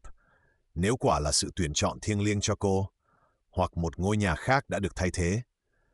Bất cứ điều gì bị cưỡng ép biểu hiện bởi ý chí cá nhân đều là đồ bất chính và hậu vận luôn xấu. Con người được nhắc nhở, ý ta được nên chứ không phải ý ngươi. Và điều lạ là con người luôn đạt điều mình ước khi buông bỏ ý chí cá nhân, cho phép linh trí vô hạn làm việc qua mình. Hãy đứng yên mà xem sự cứu rỗi của Chúa. Một người mẹ đau khổ tìm đến tôi. Con gái bà quyết định đi một chuyến vô cùng mạo hiểm, và bà đầy sợ hãi. Bà nói đã dùng mọi lý lẽ, đã chỉ ra mọi nguy hiểm và cấm đoán, nhưng cô con gái càng lúc càng chống đối và quyết tâm. Tôi bảo người mẹ, bà đang áp đặt ý chí cá nhân lên con gái, điều bà không có quyền làm, và nỗi sợ chuyến đi của bà đang hút chính chuyến đi ấy, vì con người hút điều mình sợ. Tôi nói thêm, buông tay đi, đừng bấu víu bằng tâm trí nữa, đặt nó trong tay của Thượng Đế và đọc lời này. Tôi đặt hoàn cảnh này trong tay tình yêu và minh triết vô hạn. Nếu chuyến đi này thuộc thiên ý, tôi chúc phúc cho nó và không còn chống cự. Còn nếu không thuộc kế hoạch thiêng liêng, tôi tạ ơn vì ngay bây giờ nó được giải trừ và tiêu tan. 1-2 ngày sau, cô con gái nói, mẹ ơi, con bỏ chuyến rồi, và hoàn cảnh ấy trở về bản hư vô vốn có. Học cách đứng yên là điều con người thấy khó nhất. Tôi đã bàn kỹ ở chương về vô kháng. Một ví dụ khác về gieo và gặt, đến theo cách rất lạ. Một phụ nữ nói với tôi rằng cô nhận một tờ 20 đô giả, được ngân hàng đưa cho. Cô rất bối rối vì nói ngân hàng sẽ không bao giờ nhận lỗi đâu. Tôi đáp, hãy phân tích xem vì sao cô hút chuyện này. Cô nghĩ một lát rồi kêu lên, tôi biết rồi, tôi từng gửi tiền giả sân khấu cho một người bạn để đùa. Thế là luật gửi lại cho cô tiền giả vì luật không biết đùa. Tôi nói, giờ ta kêu cầu luật tha thứ để trung hòa tình huống. Cơ đốc giáo được xây trên luật tha thứ. Đấng Christ đã chuộc ta khỏi lời nguyền của luật nghiệp. Và Đấng Christ ở trong mỗi người là Đấng cứu và giải thoát người ấy khỏi mọi bất hòa. Vậy nên tôi nói, linh trí vô hạn ơi, chúng con kêu cầu luật tha thứ và tạ ơn vì cô ấy ở dưới ân điển, không ở dưới luật, nên không thể mất tờ 20 đô thuộc về cô ấy theo quyền thiêng liêng. Rồi tôi bảo, giờ cô hãy quay lại ngân hàng, không sợ hãi, nói rằng họ đã lầm khi đưa cô tờ ấy. Cô làm theo, và ngạc nhiên thấy họ xin lỗi, đổi tờ khác lại còn đối đãi hết sức nhã nhặn. Vậy, tri thức về luật cho con người quyền xóa lỗi của mình. Con người không thể ép ngoại cảnh trở thành điều anh ta chưa là. Nếu muốn giàu, trước hết phải giàu trong ý thức. Một phụ nữ đến nhờ trị liệu về thịnh vượng. Cô không mấy quan tâm việc nhà và nhà cửa rối bời. Tôi nói, nếu muốn giàu, cô phải ngăn nắp. Mọi người giàu lớn đều ngăn nắp, và trật tự là luật thứ nhất của thiên đàng. Tôi thêm, cô sẽ không bao giờ giàu nổi nếu còn để một que diêm cháy cắm trong gối ghim kim. Cô hài hước, nên bắt tay sắp xếp ngay. Kê lại đồ đạc, dẹp ngăn kéo, giặt thảm. Chẳng bao lâu, cô có một biểu hiện tài chính lớn, món quà từ người thân. Chính cô cũng như được tái tạo và giữ mình lên dây cót tài chính bằng cách luôn chú ý ngoại cảnh, trông đợi thịnh vượng, biết rằng Thượng Đế là nguồn cung của mình. Nhiều người không hay rằng quà tặng và vật dụng là đầu tư, còn tích trữ và hà tiện thì ắt đi đến mất mát. Có kẻ giải ra mà lại thêm nhiều, có kẻ giữ quá lẽ mà chỉ đến nghèo thiếu. Ví dụ, tôi biết một người đàn ông muốn mua áo khoác lót lông. Anh và vợ đi nhiều cửa hàng mà không ưng. Anh bảo áo trông rẻ tiền. Cuối cùng, họ được xem một chiếc, người bán nói giá $1.000, nhưng quản lý sẽ bán 500 vì cuối mùa. Tài sản của anh chừng 700. Lý trí sẽ bảo, không thể tiêu gần hết tiền cho cái áo. Nhưng anh rất trực giác và không lý luận. Anh quay sang vợ. Nếu anh lấy cái áo này, anh sẽ kiếm được cả đống tiền. Vợ anh miễn cưỡng gật đầu. Chừng 1 tháng sau, anh nhận hoa hồng $10.000. Cái áo khiến anh cảm thấy giàu, nối anh với thành công và thịnh vượng. Không có áo, anh đã không nhận khoản hoa hồng ấy. Đó là một khoản đầu tư trả cổ tức lớn. Nếu con người phớt lờ những dẫn dắt để chi tiêu hay cho đi, cùng số tiền ấy rồi cũng sẽ đi ra theo một cách tẻ nhạt hay bất hạnh. Một phụ nữ bảo tôi vào lễ tạ ơn, cô báo cả nhà rằng không kham nổi bữa tiệc. Cô có tiền nhưng quyết để dành. Vài ngày sau, có người vào phòng cô và lấy trong ngăn kéo đúng số tiền mà bữa ăn sẽ tốn. Luật luôn hậu thuẫn người chi tiêu không sợ hãi, nhưng có trí huệ. Một học viên đi mua sắm với cháu trai. Đứa bé đòi đồ chơi, cô bảo không kham nổi. Chợt cô nhận ra mình đang nhìn vào thiếu thốn, chứ không nhìn Thượng Đế là nguồn cung. Cô mua món đồ, trên đường về, cô nhặt được trên phố đúng số tiền vừa trả. Nguồn cung của con người vô tận và không bao giờ cạn khi được tín thác trọn vẹn, nhưng đức tin phải đi trước biểu hiện. Tùy theo đức tin ngươi mà được như vậy. Đức tin là bản thể của điều mình trông mong, là bằng cớ của điều mình không thấy. Vì đức tin giữ vững thị kiến, làm cho hình ảnh nghịch tan biến và đúng mùa. Nếu không nản lòng, ta sẽ gặt. Chúa Giêsu đem tin mừng rằng có một luật cao hơn luật nghiệp. Vượt trội luật nghiệp, đó là luật ân điển hay tha thứ. Luật này giải phóng con người khỏi luật nhân quả, luật hệ quả, ở dưới ân điển, không ở dưới luật. Người ta được cho biết rằng trên cõi này, con người gặt nơi mình không gieo, mọi ân tứ của Thượng Đế được tuôn đổ trên người ấy. Mọi sự mà nước trời cung ứng đều thuộc về người ấy. Tình trạng phúc lạc liên lỉ này dành cho người đã vượt thắng tư tưởng của đời. Trong tư tưởng đời có hoạn nạn, nhưng Chúa Giêsu nói, hãy vững lòng, ta đã thắng thế gian. Tư tưởng đời là tội lỗi, bệnh tật, cái chết. Ngài thấy rõ tính vô thực của chúng và nói bệnh tật, sầu khổ sẽ qua đi, và chính cái chết, kẻ thù sau cùng, sẽ bị vượt thắng. Giờ đây, xét từ khoa học, cái chết có thể được vượt qua bằng cách đóng truyện vào tiềm thức niềm xác tín về tuổi xuân vĩnh cửu và sự sống vĩnh cửu. Tiềm thức vốn chỉ là quyền năng không hướng, sẽ thi hành mệnh lệnh không thắc mắc. Khi làm việc dưới sự chỉ đạo của siêu thức, tức Đấng Christ hay Thượng Đế ở trong mỗi người, sự phục sinh của thân thể sẽ được thực hiện. Con người sẽ không còn phải cởi bỏ thân xác qua cái chết nữa, nó sẽ được chuyển hóa thành thân thể điện quang, body electric mà Walt Whitman đã ca ngợi, vì Cơ đốc giáo được xây trên sự tha tội và một mồ trống. Chương 6. Luật phó thác gánh nặng. Khi con người biết quyền năng của chính mình và sự vận hành của tâm trí mình, ước muốn lớn lao của họ là tìm ra một cách dễ và nhanh để ấn in điều thiện vào tiềm thức, bởi tri thức thuần trí tuệ về chân lý không tự nó đem lại kết quả. Với chính trường hợp của tôi thấy cách dễ nhất là trao gánh nặng, cast a burden. Một nhà siêu hình từng giải thích như sau: điều duy nhất khiến một vật nặng trong tự nhiên là luật hấp dẫn. Nếu một tảng đá được đưa lên cao khỏi hành tinh, nó sẽ không còn trọng lượng. Và đó là điều Chúa Giêsu muốn nói khi Ngài phán: ách ta êm ái và gánh ta nhẹ nhàng. Ngài đã vượt thắng dao động của thế giới và vận hành trong cõi bốn chiều, nơi chỉ có sự hoàn hảo, hoàn tất, sự sống và hoan lạc. Ngài phán: hỡi những kẻ nhọc mệt và gánh nặng, hãy đến cùng ta sẽ cho các ngươi yên nghỉ. Hãy mang lấy ách ta, vì ách ta êm ái và gánh ta nhẹ nhàng. Ta cũng được dạy trong Thi Thiên 55, hãy trao gánh nặng ngươi cho Đức Giê-hô-va.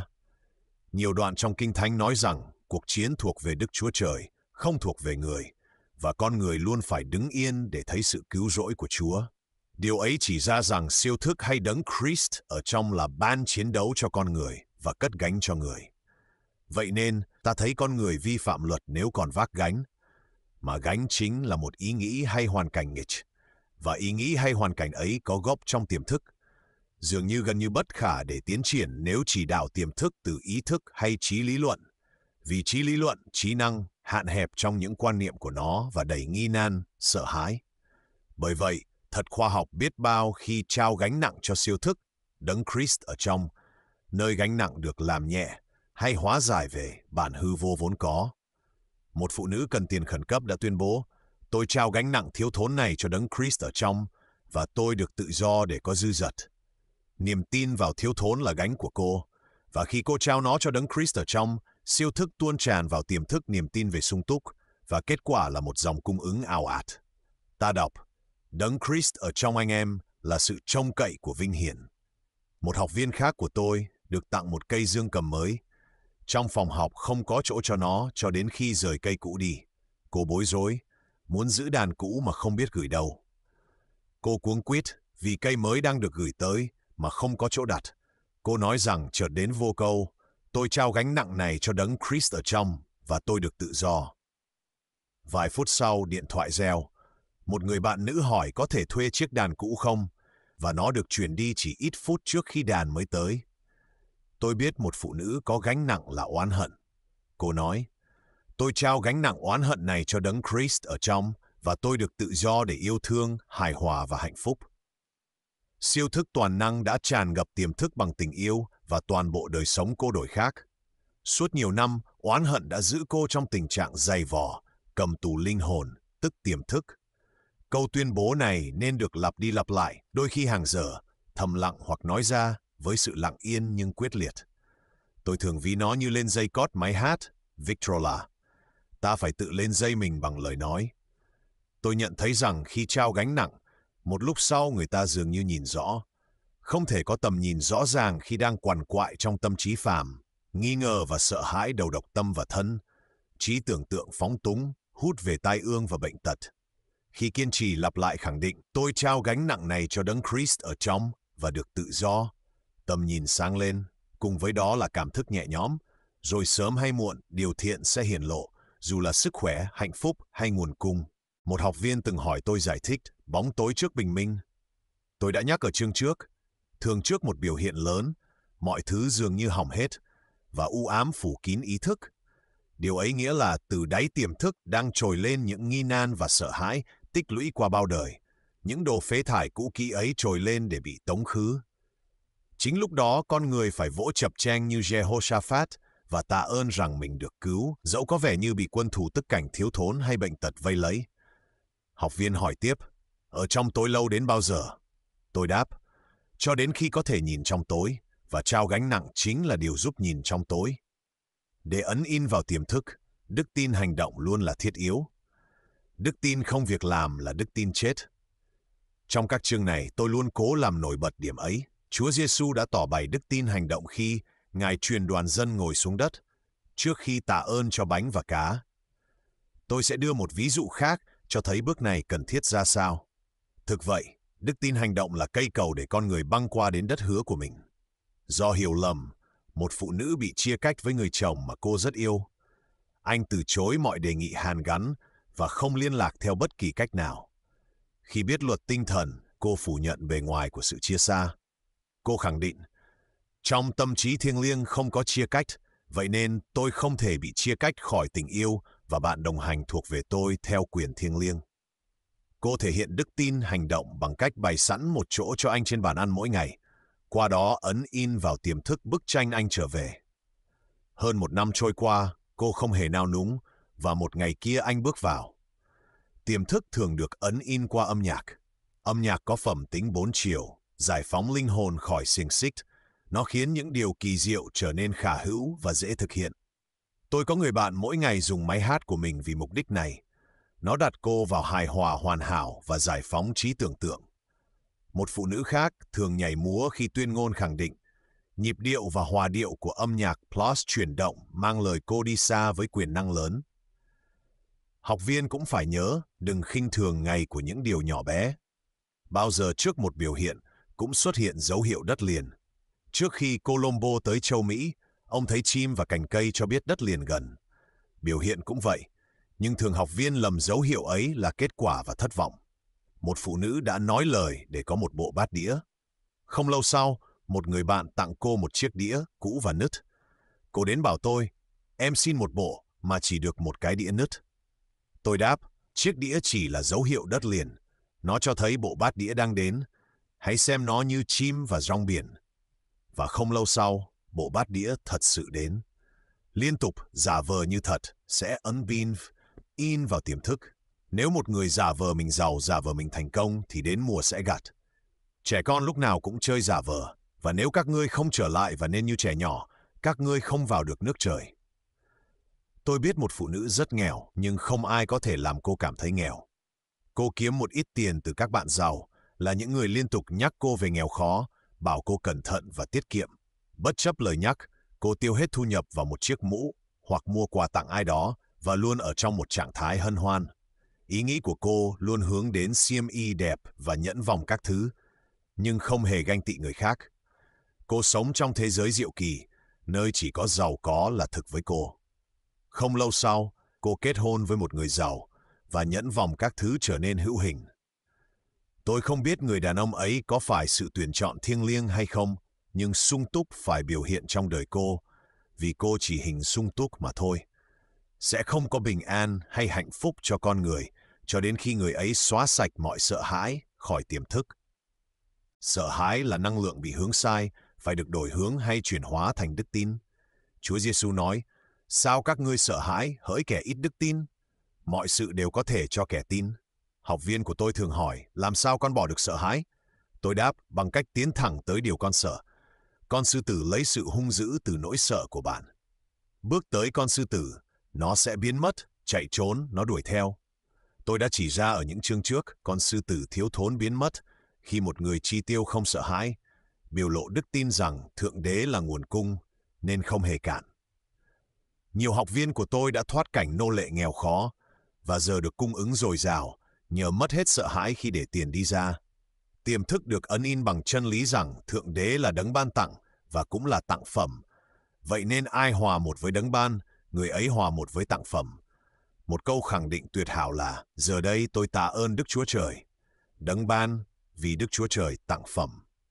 Con người đã quá lâu tách mình khỏi điều thiện và nguồn cung của mình bởi ý nghĩ chia cách và thiếu thốn, đến nỗi đôi khi cần đến thuốc nổ để bật tung những ý tưởng sai khỏi tiềm thức. Mà thuốc nổ ấy chính là một tình huống lớn. Như ta thấy ở minh họa vừa rồi, cá nhân đã được giải phóng khỏi xiềng xích của mình bằng cách tỏ ra vô ý. Con người nên quan sát mình từng giờ để nhận ra động cơ của hành động là sợ hay tin. Hãy chọn hôm nay chúng ta sẽ phục vụ ai, sợ hay tin. Có lẽ nỗi sợ là con người nào đó. Vậy thì đừng tránh những người mình sợ, sẵn lòng gặp họ một cách vui vẻ, và họ sẽ hoặc tỏ ra là mắt xích vàng trong chuỗi điều thiện của ta, hoặc êm đẹp rời khỏi lối đi của ta. Có lẽ nỗi sợ là bệnh hay vi trùng, vậy thì người ta nên vô ý và không xao động ngay trong một hoàn cảnh đầy vi trùng, và người ấy sẽ miễn nhiễm. Con người chỉ dính vi trùng khi rung cùng tần số với vi trùng, và sợ hãi kéo người ta xuống mức của vi trùng. Tất nhiên, vi trùng mang bệnh là sản phẩm của tâm trí phàm, vì mọi tư tưởng đều phải vật hóa. Vi trùng không tồn tại trong siêu thức hay tâm trí thiêng liêng, vậy nên chúng là sản phẩm của ảo tưởng phù phiếm của con người. Trong nháy mắt, sự giải phóng sẽ đến khi con người nhận ra không có quyền năng nào trong điều ác. Thế giới vật chất sẽ phai biến và thế giới bốn chiều, thế giới diệu kỳ sẽ đong đưa vào biểu hiện. Tôi thấy một trời mới, một đất mới. Ở đó không còn có chết, cũng không còn than khóc hay kêu ca, cũng không còn đau đớn nữa, vì những điều cũ đã qua đi. Chương 7. Tình yêu. Mỗi người trên hành tinh này đều đang trải qua lễ khai tâm trong tình yêu. Ta ban cho các ngươi một điều răn mới, hãy yêu nhau. Ouspensky nói trong Tertium Organum rằng tình yêu là một hiện tượng vũ trụ và nó mở ra cho con người thế giới bốn chiều, thế giới diệu kỳ. Tình yêu chân thật là vô ngã và không sợ hãi. Nó tuôn đổ chính mình lên đối tượng mà nó thương mến mà không đòi hỏi báo đáp. Niềm vui của nó nằm trong niềm vui của ban tặng. Tình yêu là thượng đế trong biểu hiện và là lực từ tính mạnh nhất trong vũ trụ. Tình yêu tinh dòng vô kỳ sẽ hút về điều thuộc về nó. Nó không cần tìm, cũng không cần đòi. Hầu như chẳng ai hình dung nổi tình yêu chân thật là gì. Con người ích kỷ, chuyên quyền hoặc sợ hãi trong tình cảm, và vì vậy đánh mất điều mình yêu. Ghen tuông là kẻ thù tệ hại nhất của tình yêu, vì trí tưởng tượng sẽ phóng túng thấy người mình yêu bị cuốn hút bởi người khác. Và nếu không được trung hòa, những nỗi sợ ấy ắt sẽ vật hóa. Một phụ nữ đến gặp tôi trong nỗi đau khổ tột độ. Người đàn ông cô yêu đã rời bỏ cô vì những phụ nữ khác và nói không bao giờ có ý định cưới cô. Cô bị xé nát bởi ghen tuông và oán giận, nói rằng cô hy vọng anh ấy sẽ chịu khổ như đã khiến cô khổ. Cô còn thêm, sao anh ta có thể bỏ em khi em yêu anh ấy đến vậy? Tôi đáp, cô không hề yêu người đàn ông ấy, cô đang ghét anh ta, rồi nói tiếp, cô không thể nhận điều mình chưa từng cho. Hãy cho đi một tình yêu hoàn hảo, cô sẽ nhận một tình yêu hoàn hảo. Hãy hoàn thiện chính mình thông qua người đàn ông này. Hãy cho anh ấy một tình yêu hoàn hảo, vô kỳ, không đòi hỏi đáp trả. Đừng chỉ trích hay kết án, và hãy chúc lành cho anh ấy, bất cứ anh ở đâu. Cô đáp, không, em sẽ không chúc lành, trừ khi em biết anh ta đang ở đâu. Tôi nói, như vậy không phải là tình yêu thật. Khi cô phát ra tình yêu chân thật sẽ trở về với cô, hoặc từ người này, hoặc từ một tương đương của anh ấy. Bởi nếu người này không phải là sự tuyển chọn thiêng liêng, cô rồi sẽ không muốn anh ấy. Vì cô là một với Thượng Đế, cô một với tình yêu thuộc về cô theo quyền thiêng liêng. Vài tháng trôi qua, sự việc hầu như không đổi, nhưng cô làm việc nghiêm túc với chính mình. Tôi nói, khi cô không còn xao động vì sự tàn nhẫn của anh ấy sẽ thôi tàn nhẫn, vì cô đang hút điều ấy qua cảm xúc của chính mình. Tôi kể cô nghe về một huynh đệ đoàn ở Ấn Độ. Họ không bao giờ chào nhau bằng chào buổi sáng, mà nói, tôi chào kính thần tính nơi anh chị. Họ chào kính thần tính trong mọi người, và ngay cả trong thú rừng, nên không bao giờ bị hại, vì họ chỉ thấy Thượng Đế trong mọi sinh linh. Tôi bảo, hãy chào kính thần tính trong người đàn ông này, và nói, tôi chỉ thấy bản thể thiêng liêng của anh. Tôi thấy anh như Thượng Đế thấy anh, hoàn hảo, theo hình ảnh và họa ảnh của Ngài. Cô thấy mình điềm tĩnh hơn, dần dần mất oán hận. Anh ta là đại úy, và cô luôn gọi anh là The Cap. Một ngày cô bỗng nói, xin Đức Chúa Trời ban phước cho The Cap ở bất cứ nơi đâu anh ấy đang ở. Tôi đáp, đó mới là tình yêu thật. Khi vòng tròn của cô trọn vẹn, không còn xao động vì tình huống, cô sẽ có tình yêu của anh, hoặc hút về tương đương của nó. Đúng lúc tôi chuyển nhà và không có điện thoại, nên mất liên lạc với cô vài tuần. Một sáng, tôi nhận được thư, bọn em đã cưới. Gặp cô trong dịp thuận tiện đầu tiên, câu đầu tôi hỏi, chuyện gì đã xảy ra? cô kêu lên. Một phép lạ, một hôm em thức dậy và mọi khổ đau chấm dứt. Tối ấy em gặp anh và anh ngỏ lời cưới. Khoảng một tuần sau bọn em làm đám cưới và chưa bao giờ em thấy một người tận tụy hơn. Có câu xưa, không ai là kẻ thù của bạn, không ai là bạn của bạn. Mọi người đều là thầy của bạn. Vì thế, người ta nên vô tư, học điều mỗi người đến để dạy mình. Chẳng bao lâu, học xong bài, người ấy sẽ được tự do. Người tình của người phụ nữ kia đến để dạy cô tình yêu vô kỷ, điều mà sớm muộn ai cũng phải học.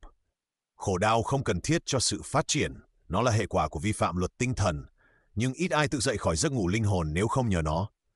Khi người ta hạnh phúc, họ thường trở nên ích kỷ, và luật nghiệp tự động khởi động, người ta thường chịu mất mát vì thiếu biết ơn. Tôi biết một phụ nữ có người chồng rất tốt, nhưng cô thường nói, tôi chẳng quan tâm gì chuyện làm vợ. Điều đó không có gì chống lại chồng tôi chỉ không hứng thú với đời sống hôn nhân. Cô có mối quan tâm khác, hầu như quên là mình có chồng. Cô chỉ nghĩ tới anh khi trông thấy anh. Một ngày chồng cô nói anh yêu người khác và ra đi. Cô đến gặp tôi trong oán hận và đau khổ.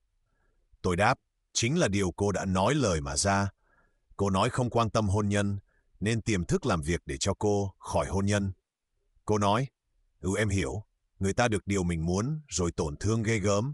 Chẳng bao lâu, cô hài hòa hoàn toàn với tình huống và biết cả hai đều hạnh phúc hơn khi xa nhau.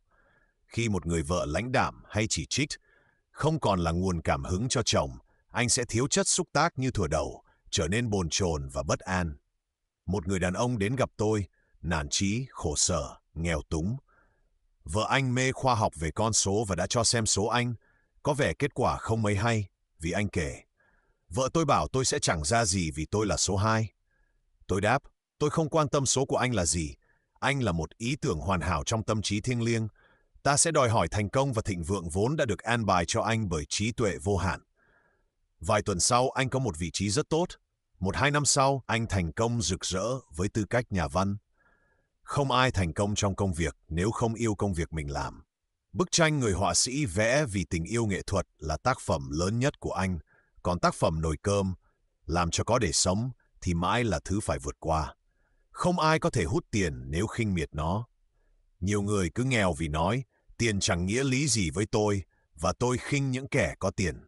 Đây là lý do nhiều nghệ sĩ nghèo. Sự khinh miệt tiền tách họ khỏi nó. Tôi nhớ nghe một họa sĩ nói về một người khác.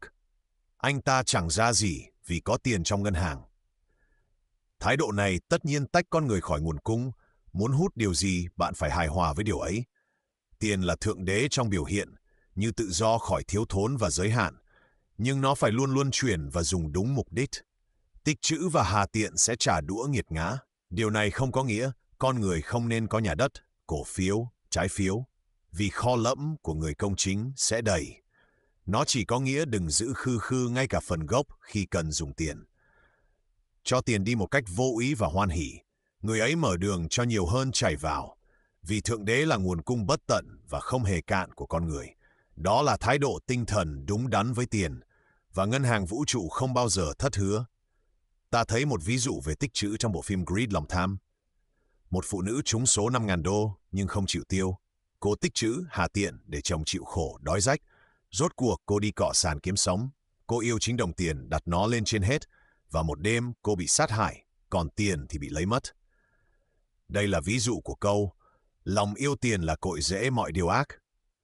Tiền tự nó là thiện và có ích, nhưng nếu dùng cho mục đích phá hoại, tích trữ, hà tiện hoặc coi trọng hơn tình yêu, nó sẽ đem bệnh tật, tai họa và mất cả tiền. Hãy đi theo con đường của tình yêu, mọi điều sẽ được thêm, vì Thượng Đế là tình yêu và Thượng Đế là nguồn cung. Còn theo con đường ích kỷ tham lam, nguồn cung sẽ biến mất, hoặc con người bị tách khỏi nó. Tôi biết một phụ nữ rất giàu, nhưng tích trữ thu nhập. Cô hiếm khi cho ai điều gì, chỉ mua sắm cho chính mình. Cô mê vòng cổ, có người bạn hỏi cô có bao nhiêu, cô đáp 67. Cô mua rồi cất đi, bọc kỹ trong giấy lụa. Nếu dùng chúng, điều đó là chính đáng, nhưng cô vi phạm luật sử dụng. Tủ áo cô đầy những đồ không bao giờ mặc và châu báu chưa từng thấy ánh sáng. Cánh tay cô dần dần bị liệt vì ôm giữ mọi thứ, rồi cuối cùng người ta cho rằng cô không còn đủ năng lực lo liệu tài sản và tài sản được giao cho người khác quản. Như thế, trong vô tri về luật, con người tự đem đến diệt vong của mình. mọi bệnh tật, mọi bất hạnh đều từ vi phạm luật yêu thương. Boomerang của hận thù, oán giận, chỉ trích sẽ quay về chất nặng bệnh tật và khổ đau. Tình yêu dường như một nghệ thuật đã thất truyền, nhưng người biết luật tinh thần biết rằng phải giành lại, nếu không, người ấy chỉ còn như thanh la phènh phènh. Ví dụ, tôi có một học viên, tháng này qua tháng khác, đến để gột oán hận khỏi ý thức. Một thời gian sau, cô đạt đến chỗ chỉ còn oán một người, nhưng mỗi mình người đó cũng đủ để cô bận rộn. Từng chút, cô điềm tĩnh, hài hòa. Rồi một ngày, mọi oán hận bị xóa sạch.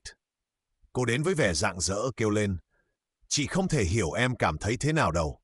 Người đàn bà ấy nói gì đó với em, và thay vì nổi giận, em đã yêu thương, tử tế. Cô ấy xin lỗi và rất dễ thương với em. Không ai hiểu nổi sự nhẹ nhõm kỳ diệu em cảm được bên trong. Tình yêu và thiện chí vô giá trong kinh doanh. Một phụ nữ đến phàn nàn về bà chủ. Cô nói bà ấy lạnh lùng và chỉ trích, và cô biết bà không muốn cô ở vị trí này. Tôi nói, hãy chào kính thần tính nơi người phụ nữ ấy và gửi tình yêu cho bà.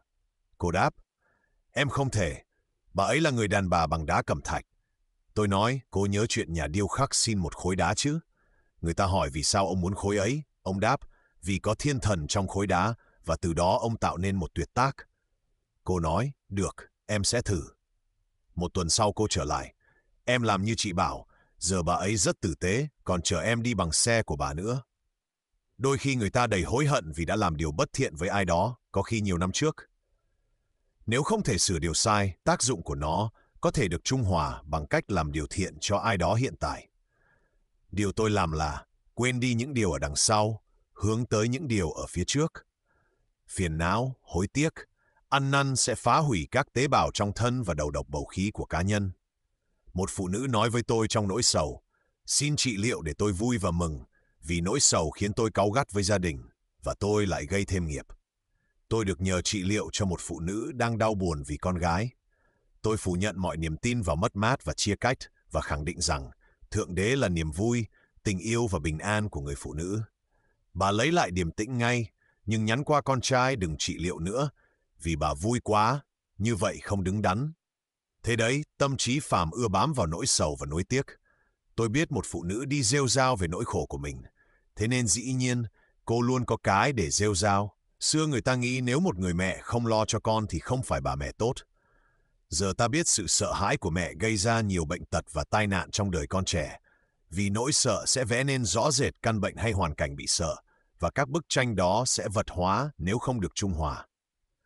Hạnh phúc thay người mẹ có thể thành thật nói rằng bà đặt con mình trong tay Thượng Đế, và vì thế biết con được bảo hộ thiêng liêng. Bằng cách ấy, bà trải quanh con một hào quang bảo hộ lớn lao. Một phụ nữ bừng tỉnh giữa đêm, cảm rằng em trai đang nguy hiểm. Thay vì đầu hàng nỗi sợ, cô bắt đầu tuyên bố chân lý. Con người là một ý tưởng hoàn hảo trong tâm trí thiêng liêng và luôn ở đúng vị trí.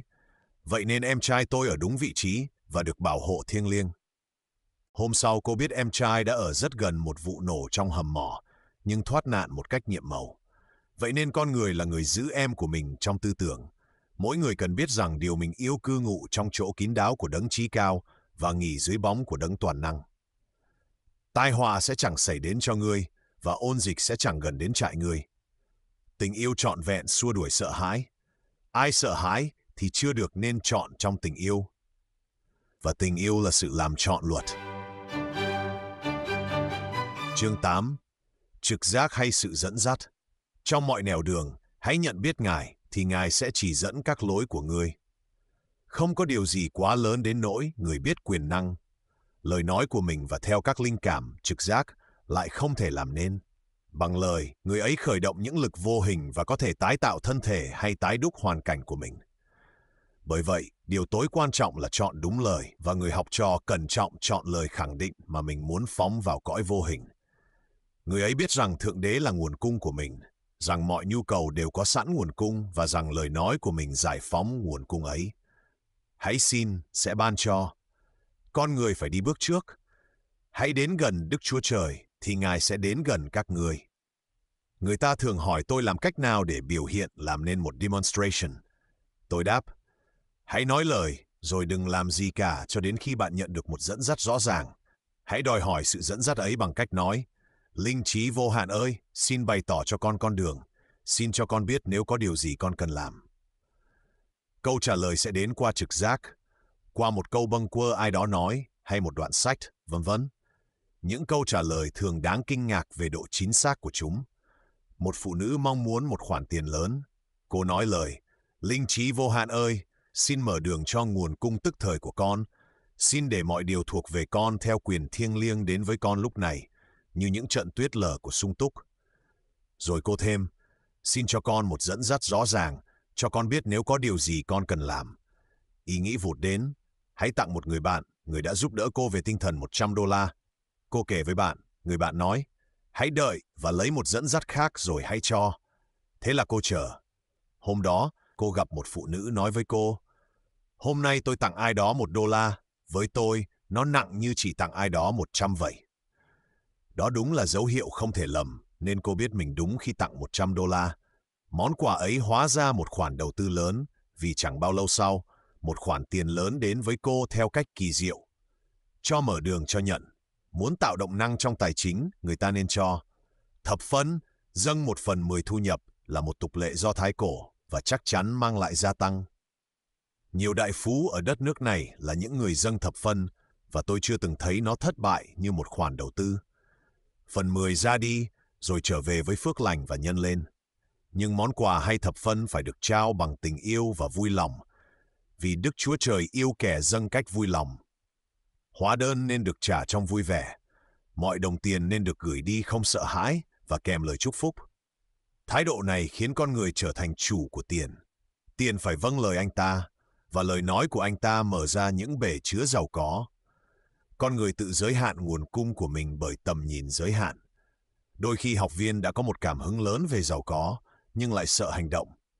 Thị kiến và hành động phải đi kèm, như trường hợp người đàn ông mua áo khoác lót lông, đã kể trước.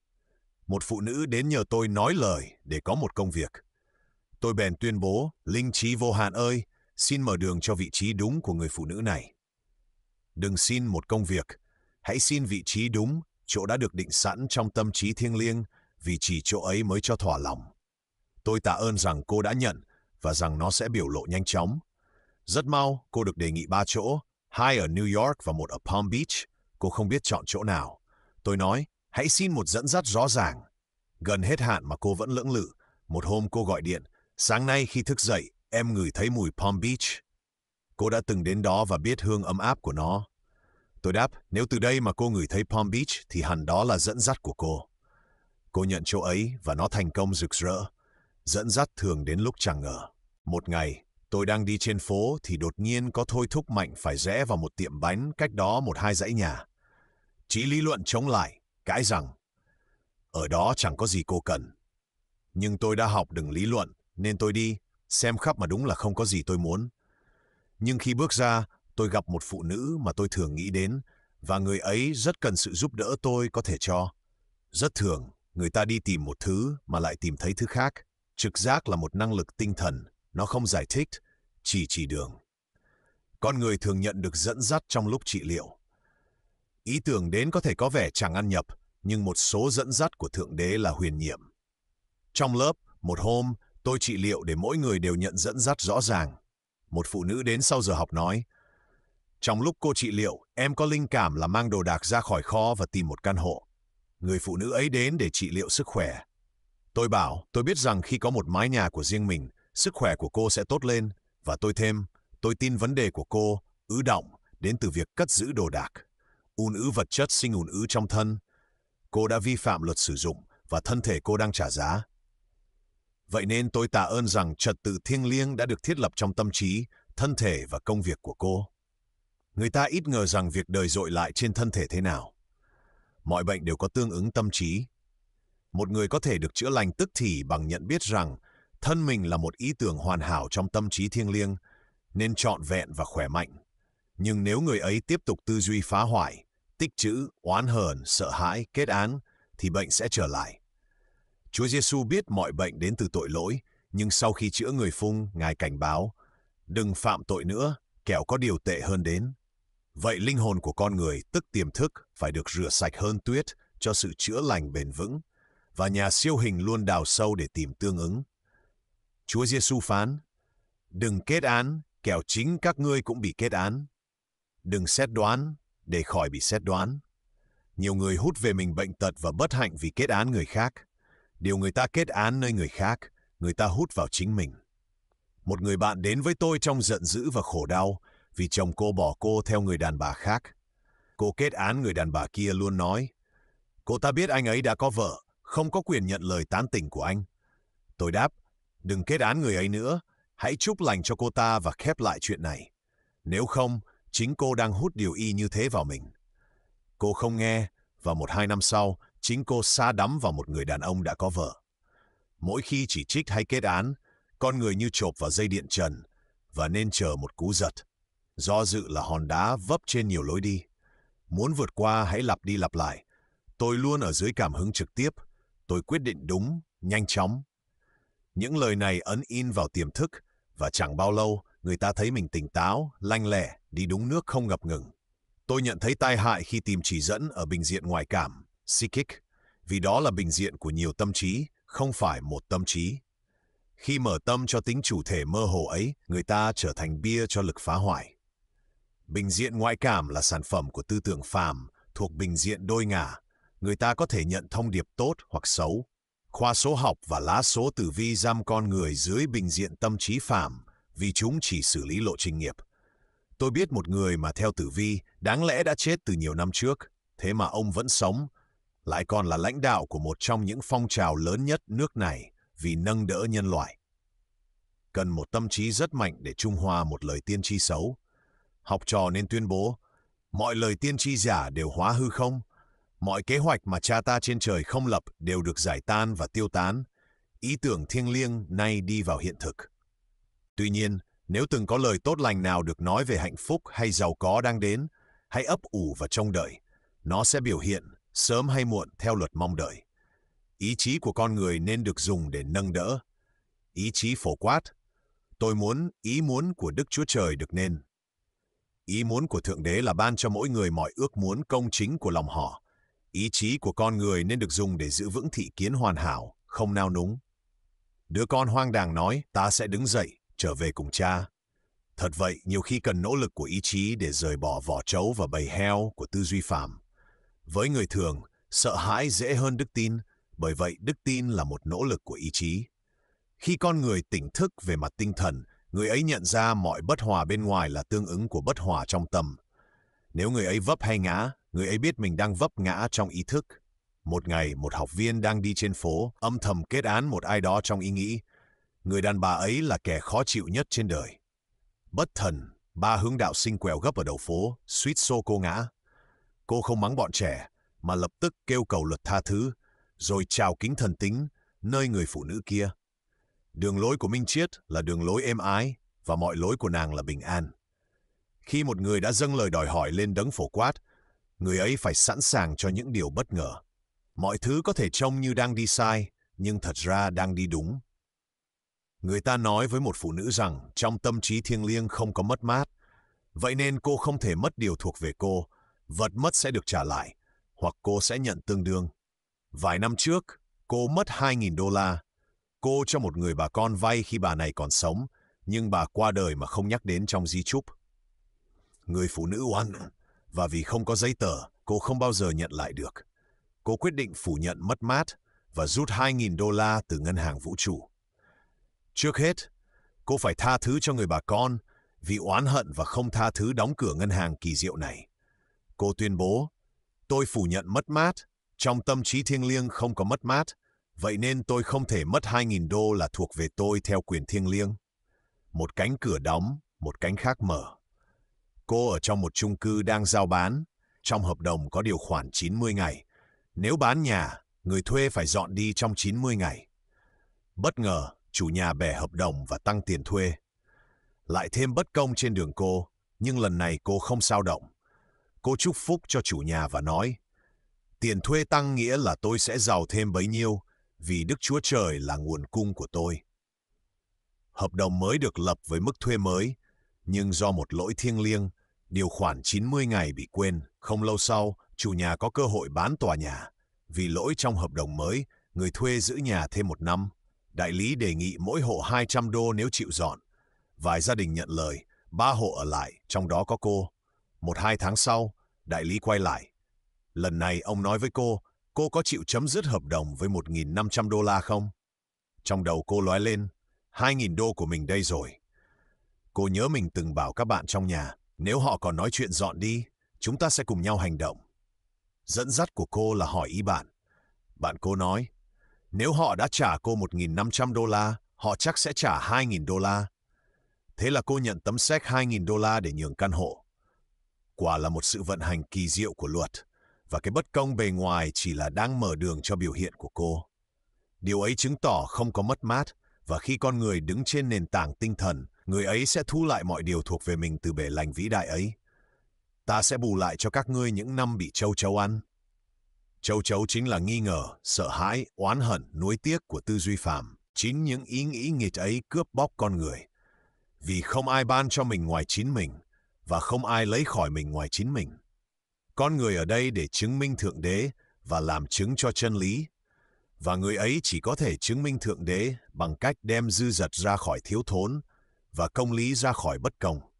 Hãy thử ta bây giờ đây, Đức Giê-hô-va vạn quân phán, xem ta có mở các cửa sổ trên trời và đổ phước xuống cho các ngươi đến nỗi không chớ chứa chăng.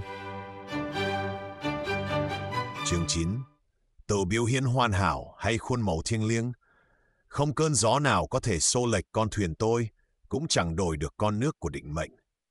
Mỗi người đều có một sự tự biểu hiện hoàn hảo dành riêng cho mình. Có một chỗ mà anh ta phải lấp đầy và không ai khác có thể lấp đầy. Một việc mà anh ta phải làm và không ai khác có thể làm. Đó là định mệnh của anh. Thành tựu ấy được giữ như một ý tưởng hoàn hảo trong tâm trí thiêng liêng hén đợi con người nhận biết. Vì năng lực hình dung là năng lực sáng tạo, nên con người cần thấy ý tưởng trước khi nó có thể biểu lộ. Vậy đòi hỏi cao nhất của con người là khuôn mẫu thiêng liêng cho đời mình. Có thể anh chẳng hình dung nổi nó là gì, vì biết đâu có một tài năng kỳ diệu đang ẩn sâu trong anh. Lời đòi hỏi nên là, linh trí vô hạn ơi, xin mở đường cho khuôn mẫu thiêng liêng của đời con được biểu lộ. Xin giải phóng thiên tài ở trong con, xin cho con thấy rõ kế hoạch hoàn hảo. Kế hoạch hoàn hảo bao gồm sức khỏe, của cải, tình yêu và tự biểu hiện hoàn hảo. Đó là hình vuông của đời sống, đem lại hạnh phúc trọn vẹn. Khi đã đưa ra đòi hỏi này, người ta có thể thấy những đổi thay lớn diễn ra trong đời mình, vì hầu như ai cũng đã lang bạt xa khuôn mẫu thiêng liêng. Tôi biết, trong trường hợp một phụ nữ, mọi sự như thể lốc xoáy quét ngang công việc của cô, nhưng sự điều chỉnh xảy đến nhanh chóng và những điều mới mẻ, kỳ diệu đã thay chỗ cho những điều cũ. Tự biểu hiện hoàn hảo sẽ không bao giờ là lao lực. Nó hấp dẫn đến mức gần như trò chơi. Học viên cũng biết rằng vì con người bước vào đời với tài lực từ Thượng Đế, nên nguồn cung cần cho tự biểu hiện hoàn hảo của mình sẽ có sẵn.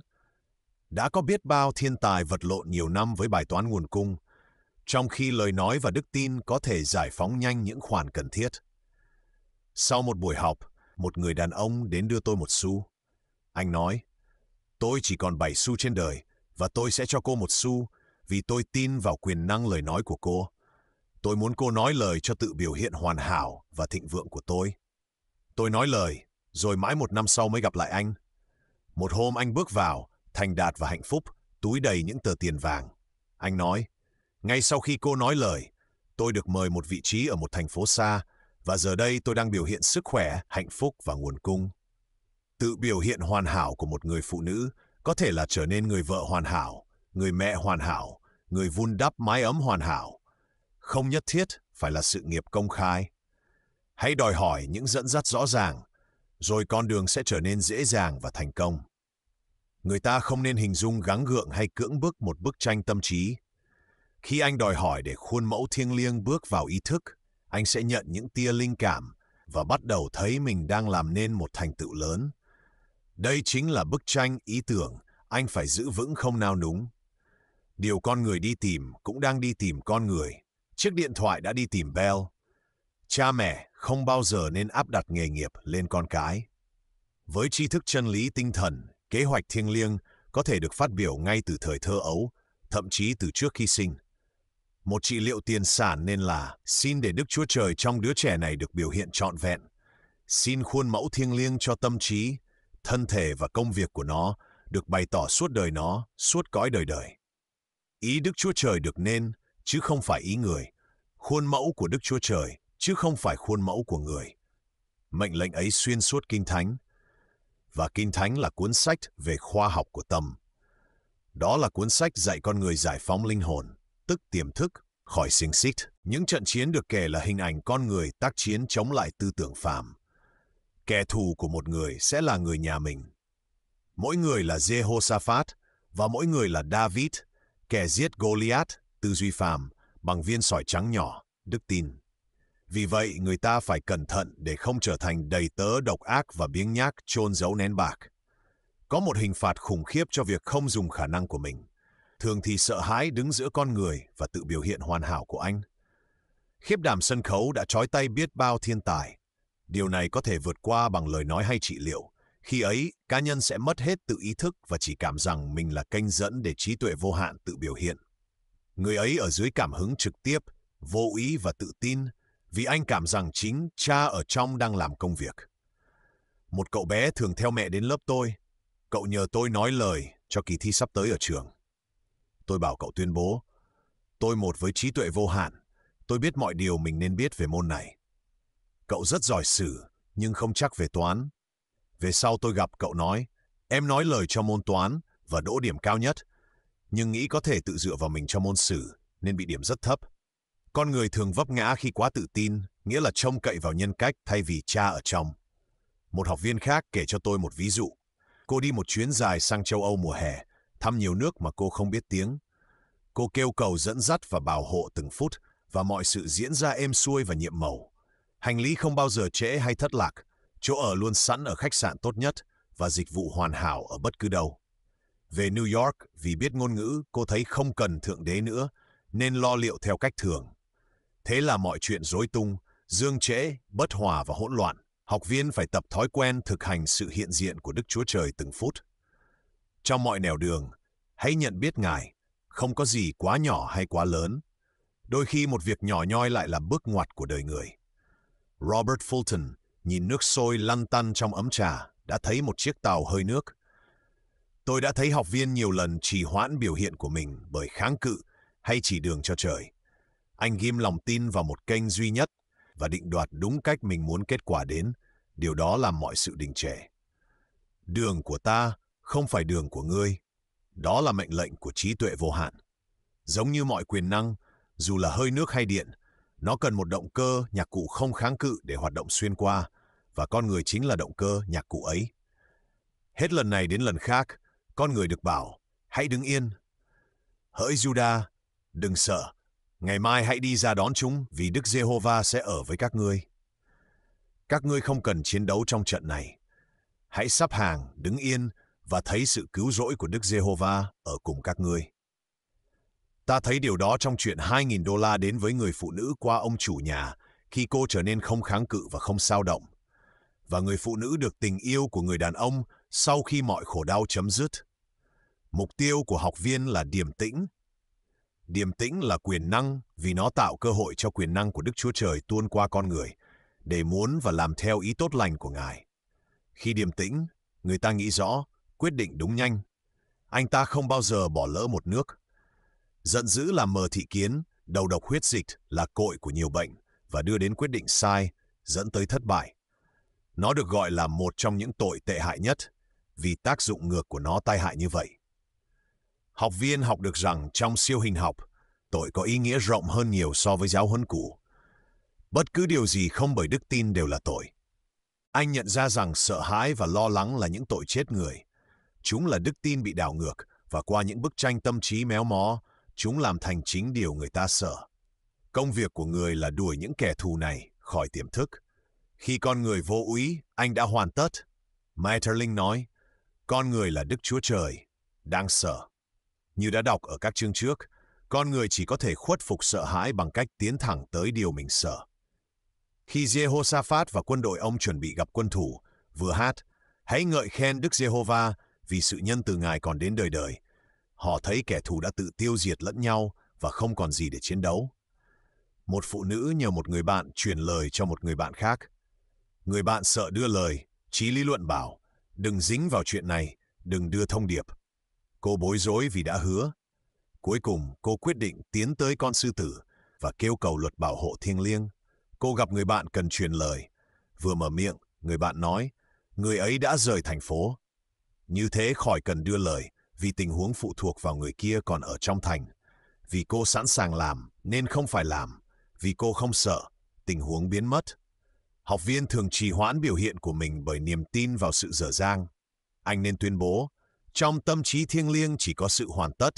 Vì vậy, biểu hiện của tôi đã hoàn tất, công việc hoàn hảo của tôi, mái nhà hoàn hảo của tôi, sức khỏe hoàn hảo của tôi. Bất cứ điều gì anh đòi hỏi đều là ý tưởng hoàn hảo đã ghi trong tâm trí thiêng liêng và ắt sẽ biểu lộ dưới ân điển theo một cách hoàn hảo.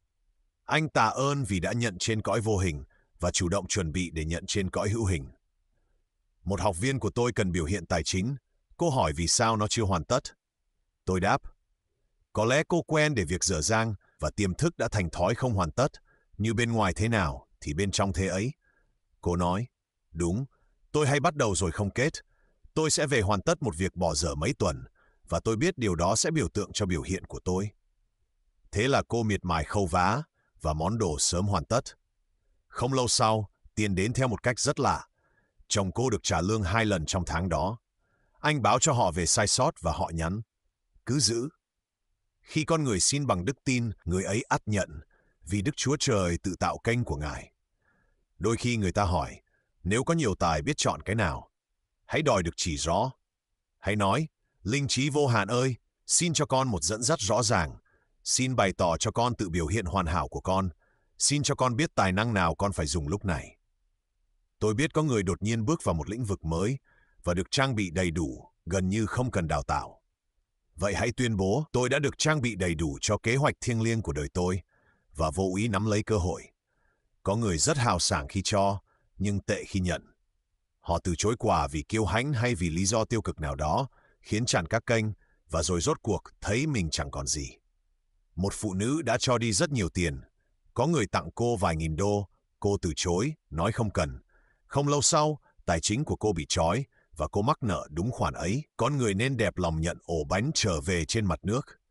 Các ngươi đã cho cách nhưng không, thì cũng sẽ nhận cách nhưng không. Luôn luôn có cán cân hoàn hảo giữa cho và nhận. Và dẫu con người nên cho mà không nghĩ đến đáp đền, anh vẫn vi phạm luật nếu không nhận những điều quay lại với mình. Vì mọi quà tặng đến từ Đức Chúa Trời, còn con người chỉ là kênh dẫn.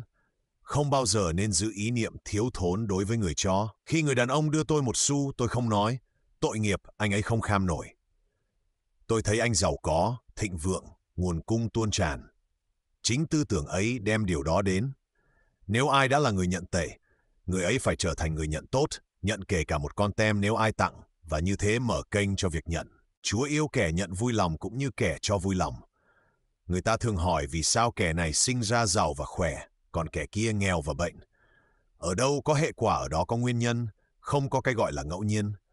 Câu hỏi này được trả lời qua luật luân hồi.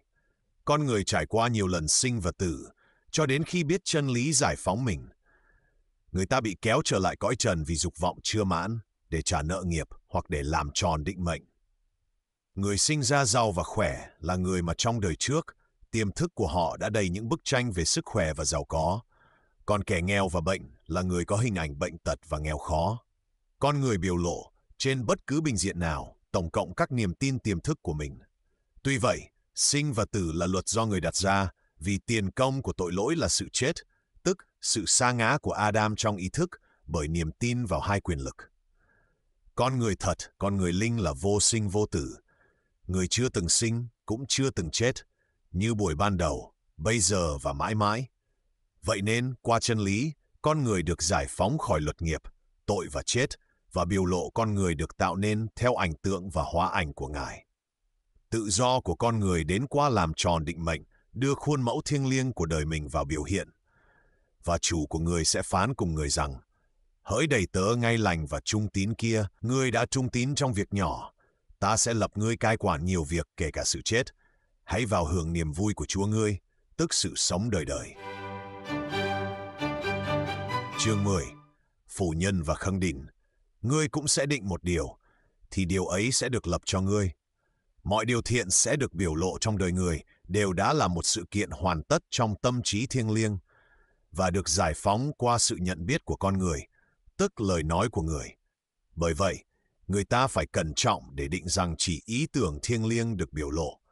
Vì thường khi, qua những lời nói bâng quơ, người ta tự định cho mình thất bại hay bất hạnh.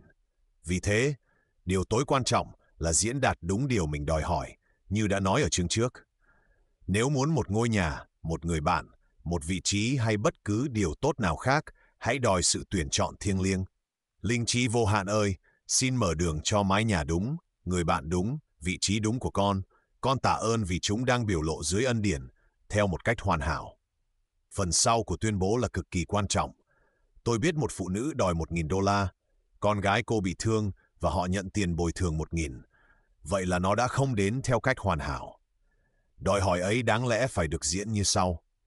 Linh trí vô hạn ơi, con tạ ơn vì $1.000 thuộc về con theo quyền thiêng liêng nay được giải phóng và đến với con dưới ân điển, theo một cách hoàn hảo. Khi lớn lên trong ý thức tài chính, người ta nên đòi rằng những khoản vô lượng thuộc về mình theo quyền thiêng liêng sẽ đến với mình dưới ân điển, theo những cách hoàn hảo. Con người không thể giải phóng nhiều hơn điều mình cho là có thể, vì người ta bị trói bởi những trông đợi giới hạn của tiềm thức. Phải mở rộng trông đợi thì mới đón nhận lớn hơn. Con người thường tự giới hạn trong đòi hỏi của mình. Một học viên đòi $600 trước một ngày ấn định. Anh đã nhận đúng 600, nhưng sau đó nghe rằng anh suýt nữa đã nhận 1.000, song anh chỉ được 600 vì lời nói đã định như thế. Họ đã hạn chế đấng thánh của Israel. Giàu có là một vấn đề ý thức. Người Pháp có một truyền thuyết minh họa điều này. Một người nghèo đang đi trên đường thì gặp một lữ khách. Lữ khách dừng lại nói, bạn ơi, tôi thấy bạn nghèo. Hãy nhận cục vàng này, bán nó đi, và bạn sẽ giàu suốt đời. Người nghèo mừng rỡ, đem cục vàng về nhà. Anh lập tức tìm được việc và trở nên khấm khá đến nỗi không bán cục vàng nữa. Nhiều năm trôi qua, anh đã thành người rất giàu. Một ngày anh gặp một người nghèo trên đường. Anh dừng lại nói, bạn ơi, tôi tặng bạn cục vàng này. Nếu bán nó, bạn sẽ giàu cả đời. Người ăn xin nhận cục vàng, đem giám định, thì hóa ra chỉ là đồng thau. Vậy ta thấy, người đầu tiên trở nên giàu vì cảm thấy mình giàu, nghĩ cục vàng là vàng. Mỗi người đều mang trong mình một cục vàng. Đó là ý thức về vàng, về sung túc, hút của cải vào đời mình. Khi đòi hỏi, con người bắt đầu từ cuối hành trình, nghĩa là tuyên bố mình đã nhận. Trước khi ngươi kêu cầu, ta sẽ đáp lời. Khẳng định liên tục sẽ gây dựng niềm tin trong tiềm thức. Nếu có đức tin hoàn hảo, thì không cần lặp lại một khẳng định quá một lần. Người ta không nên nài nỉ hay van xin, mà hãy tạ ơn hết lần này đến lần khác rằng mình đã nhận. Sa mạc sẽ vui mừng và nở hoa như hoa hồng. Niềm vui ấy, ngay khi còn ở trong sa mạc, tức trạng thái ý thức, mở đường cho sự giải phóng. Bài cầu nguyện chung mang dạng mệnh lệnh và đòi hỏi. Xin cho chúng con hôm nay lương thực đủ dùng. Xin tha nợ cho chúng con như chúng con cũng tha kẻ mắc nợ chúng con. Và kết thúc bằng lời ngợi khen. Vì nước, quyền năng và vinh hiển đều thuộc về Cha, đời đời vô cùng. Amen. Liên quan đến việc làm của tay ta, hãy truyền lệnh cho ta. Vậy, cầu nguyện là mệnh lệnh và đòi hỏi, là ngợi khen và tạ ơn. Công việc của học viên là khiến mình tin rằng cùng Đức Chúa Trời, mọi sự đều có thể. Điều này nói suông thì dễ, nhưng làm thì khó khi đối diện một vấn đề. Một phụ nữ cần biểu hiện một khoản tiền lớn trong một thời hạn. Cô biết mình phải làm gì đó để có sự nhận biết, vì nhận biết tức biểu hiện, và đòi một dẫn dắt. Cô đi qua một cửa hàng bách hóa, thấy một con dao rọc giấy trắng men màu hồng rất đẹp. Cô bị kéo về phía nó. Chợt đến ý nghĩ, mình chưa có cái dọc thư xứng đáng để mở những phong bì đựng sách lớn. Cô mua con dao, theo chí lý luận thì phung phí. Khi cầm nó trên tay, cô thoáng thấy một bức tranh mình mở một bao thư chứa sách lớn, và vài tuần sau, cô nhận được khoản tiền. Con dao hồng là chiếc cầu của đức tin hành động. Có nhiều câu chuyện về quyền năng của tiềm thức khi được hướng dẫn trong đức tin. Một người ở trọ nhà nông qua đêm, cửa sổ phòng đã bị đóng đinh. Nửa đêm anh thấy nghẹt thở, lần mò trong tối tới cửa sổ không mở được, bèn đấm vỡ kính, hít từng ngụm không khí trong lành và ngủ một giấc tuyệt vời. Sáng ra, anh phát hiện mình đã đấm vỡ kính của tủ sách, còn cửa sổ thì vẫn đóng suốt đêm. Anh đã tự cung cấp oxy chỉ bằng ý nghĩ về oxy. Khi một học viên bắt đầu biểu hiện, đừng bao giờ quay lui, kẻ hai lòng chớ mong lĩnh chi nơi Chúa. Một học viên da màu từng nói câu tuyệt diệu này. Khi tôi xin Cha điều chi, tôi đặt chân xuống mà nói, Cha ơi, con không lấy gì ít hơn điều con đã xin, mà chỉ hơn thôi. Vậy, con người đừng thỏa hiệp, làm xong hết thảy, hãy đứng vững. Đây đôi khi là lúc khó nhất của biểu hiện, cám dỗ tới để bỏ cuộc, quay lại, nhượng bộ. Kẻ đứng đợi cũng là kẻ đang phục vụ. Biểu hiện thường đến vào giờ thứ 11, vì đến lúc đó người ta buông, ngừng lý luận và trí tuệ vô hạn có cơ hội làm việc. Những ước muốn ủ ê của con người được đáp lại ủ ê, còn những ước muốn nóng nảy thì bị trì hoãn lâu hoặc được thỏa một cách dữ dội. Một phụ nữ hỏi vì sao cô liên tục đánh mất hoặc làm vỡ kính. Ta thấy cô thường tự nhủ và nói với người khác trong bực bội. Giá mà mình vứt được cái kính đi. Vậy ước muốn nóng nảy của cô đã được thỏa một cách dữ dội. Điều cô đáng lẽ nên đòi là thị lực hoàn hảo, nhưng điều cô ghi vào tiềm thức chỉ là ước muốn nôn nóng thoát khỏi kính, nên kính cứ vỡ hoặc mất mãi. Hai thái độ sinh mất mát, xem rẻ, không trân trọng, như người phụ nữ không biết ơn chồng, hoặc sợ mất, điều này vẽ bức tranh mất mát vào tiềm thức. Khi học viên có thể buông vấn đề của mình, trao gánh nặng, người ấy sẽ có biểu hiện tức thì. Một phụ nữ ra đường vào ngày giông gió, ô bị lộn trái. Cô sắp ghé thăm những người chưa từng gặp, không muốn xuất hiện lần đầu với cái ô tả tơi. Cô không thể vứt vì không phải ô của cô. Tuyệt vọng, cô kêu, ôi Chúa ơi, xin Ngài trông coi cái ô này, còn không biết phải làm gì. Một khoảnh khắc sau, một giọng nói phía sau, bà có muốn sửa ô không? Trước mặt cô là anh thợ sửa ô. Cô đáp, có chứ, rất cần. Người thợ sửa cái ô trong lúc cô vào nhà thăm hỏi. Khi trở ra, cô đã có chiếc ô tốt. Vậy là luôn luôn có thợ sửa ô đứng trên lối ta đi khi ta đặt chiếc ô hay tình huống vào tay Đức Chúa Trời. Luôn theo sau một lời phủ nhận bằng một lời khẳng định. Khuya nọ, tôi được gọi điện trị liệu cho một người chưa từng gặp. Có vẻ rất bệnh. Tôi tuyên bố, tôi phủ nhận vẻ ngoài của bệnh tật này. Nó không thực, bởi thế không thể ghi vào ý thức của ông. Người này là một ý tưởng hoàn hảo trong tâm trí thiêng liêng, là bản thể tinh dòng biểu hiện sự hoàn hảo. Trong tâm trí thiêng liêng không có thời hay không gian, bởi vậy lời đến ngay đích và không trở về luống công. Tôi đã trị liệu cho bệnh nhân tận châu Âu và thấy ca xòa tức thì. Người ta hay hỏi tôi khác nhau giữa hình dung visualizing và thị kiến visioning. Hình dung là quá trình tâm trí do ý thức lý trí chi phối. Thị kiến là quá trình tâm linh do trực giác hay siêu thức chi phối. Học viên nên rèn tâm trí để đón những tia linh cảm ấy và thi hành những bức họa thiêng ấy qua những dẫn dắt rõ ràng. Khi một người có thể nói, tôi chỉ mong điều Đức Chúa Trời mong cho tôi, thì dục vọng giả của người ấy tan khỏi ý thức, và người ấy được trao một bộ bản vẽ mới bởi vị kiến trúc sư tối thượng, Đức Chúa Trời ở trong. Kế hoạch của Đức Chúa Trời cho mỗi người vượt quá những hạn chế của lý trí và luôn là hình vuông của đời sống, gồm sức khỏe, của cải, tình yêu và tự biểu hiện hoàn hảo. Nhiều người đang xây cho mình, trong tưởng tượng, một căn nhà nhỏ, trong khi lẽ ra họ nên xây một cung điện. Nếu học viên cố cưỡng một biểu hiện bằng lý trí, anh sẽ làm nó đứng lại, ta sẽ vội làm điều đó, Chúa phán. Người ấy chỉ nên hành động qua trực giác hoặc dẫn dắt rõ ràng. Hãy yên nghỉ trong Chúa và nhẫn nại đợi Ngài. Hãy tin cậy nơi Ngài, thì Ngài sẽ làm thành. Tôi đã thấy luật vận hành theo những cách kinh ngạc. Một học viên nói rằng cô cần $100 ngày hôm sau, đó là món nợ hệ trọng phải trả. Tôi nói lời, tuyên bố thần linh không bao giờ đến muộn và rằng nguồn cung đã sẵn. Tối ấy cô gọi kể phép lạ, một ý nghĩ đến, bảo cô đi tới hộp ký gửi an toàn ở ngân hàng để xem giấy tờ. Cô xem, và dưới đáy hộp là một tờ $100 mới tinh. Cô sửng sốt, nói chắc chắn mình chưa từng đặt nó ở đó, vì cô đã xem đi xem lại các giấy tờ nhiều lần. Có thể đó là một sự vật hóa, như Chúa Giêsu làm thành bánh và cá. Con người sẽ đạt tới chỗ lời trở nên xác thịt, tức vật hóa tức thì. Ruộng lúa đã chín vàng chờ gặt sẽ hiện ra ngay như trong mọi phép lạ của Chúa Giêsu Christ. Có một quyền năng vĩ đại chỉ riêng trong danh Chúa Giêsu Christ. Danh ấy là chân lý được biểu lộ. Ngài phán, các ngươi cầu xin Cha điều chi nhân danh ta, Ngài sẽ ban cho các ngươi. Quyền năng của danh này nâng học viên vào cõi 4 chiều, nơi người ấy thoát khỏi mọi ảnh hưởng vía ngoại cảm và trở nên không điều kiện và tuyệt đối như chính Đức Chúa Trời không điều kiện và tuyệt đối vậy. Tôi đã thấy nhiều ca chữa lành thành tựu khi dùng lời nhân danh Chúa Giêsu Christ. Christ vừa là ngôi vị, vừa là nguyên lý, và đấng Christ ở trong mỗi người là đấng cứu chuộc và sự cứu rỗi của người ấy. Đấng Christ ở trong chính là bản ngã bốn chiều của người. Con người được dựng nên theo ảnh tượng và hoa ảnh của Đức Chúa Trời. Ấy là bản ngã chưa từng thất bại, chưa từng biết bệnh hay sầu, chưa từng sinh, chưa từng chết. Ngài là sự sống lại và sự sống của mỗi người. Chẳng ai đến được cùng Cha nếu không bởi con. Nghĩa là Đức Chúa Trời, đấng phổ quát, khi hoạt động trên bình diện đặc thù, trở thành đấng Christ trong người. Còn Đức Thánh Linh nghĩa là Đức Chúa Trời đang hành động. Bởi vậy, mỗi ngày con người đang biểu lộ ba ngôi, Cha, Con, Thánh Linh.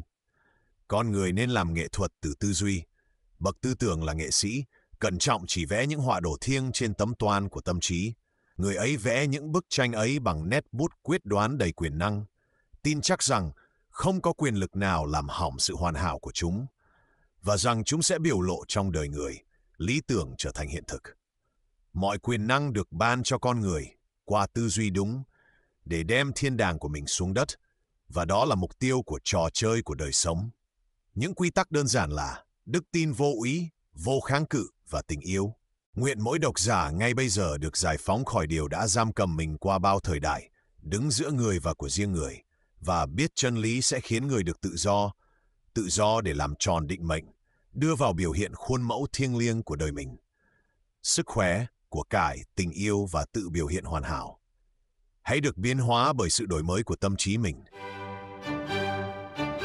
Hãy ghi nhớ lời tuyên bố và khẳng định này và đọc nó mỗi ngày. Về sự thịnh vượng, Đức Chúa Trời là nguồn cung không hề thiếu hụt của tôi, và những khoản tiền lớn đến với tôi nhanh chóng, dưới ân điển, theo một cách hoàn hảo. Về những điều kiện đúng đắn, mọi kế hoạch mà Cha tôi ở trên trời không lập đều được giải tan và tiêu tán, và ý tưởng thiêng liêng nay được thành tựu.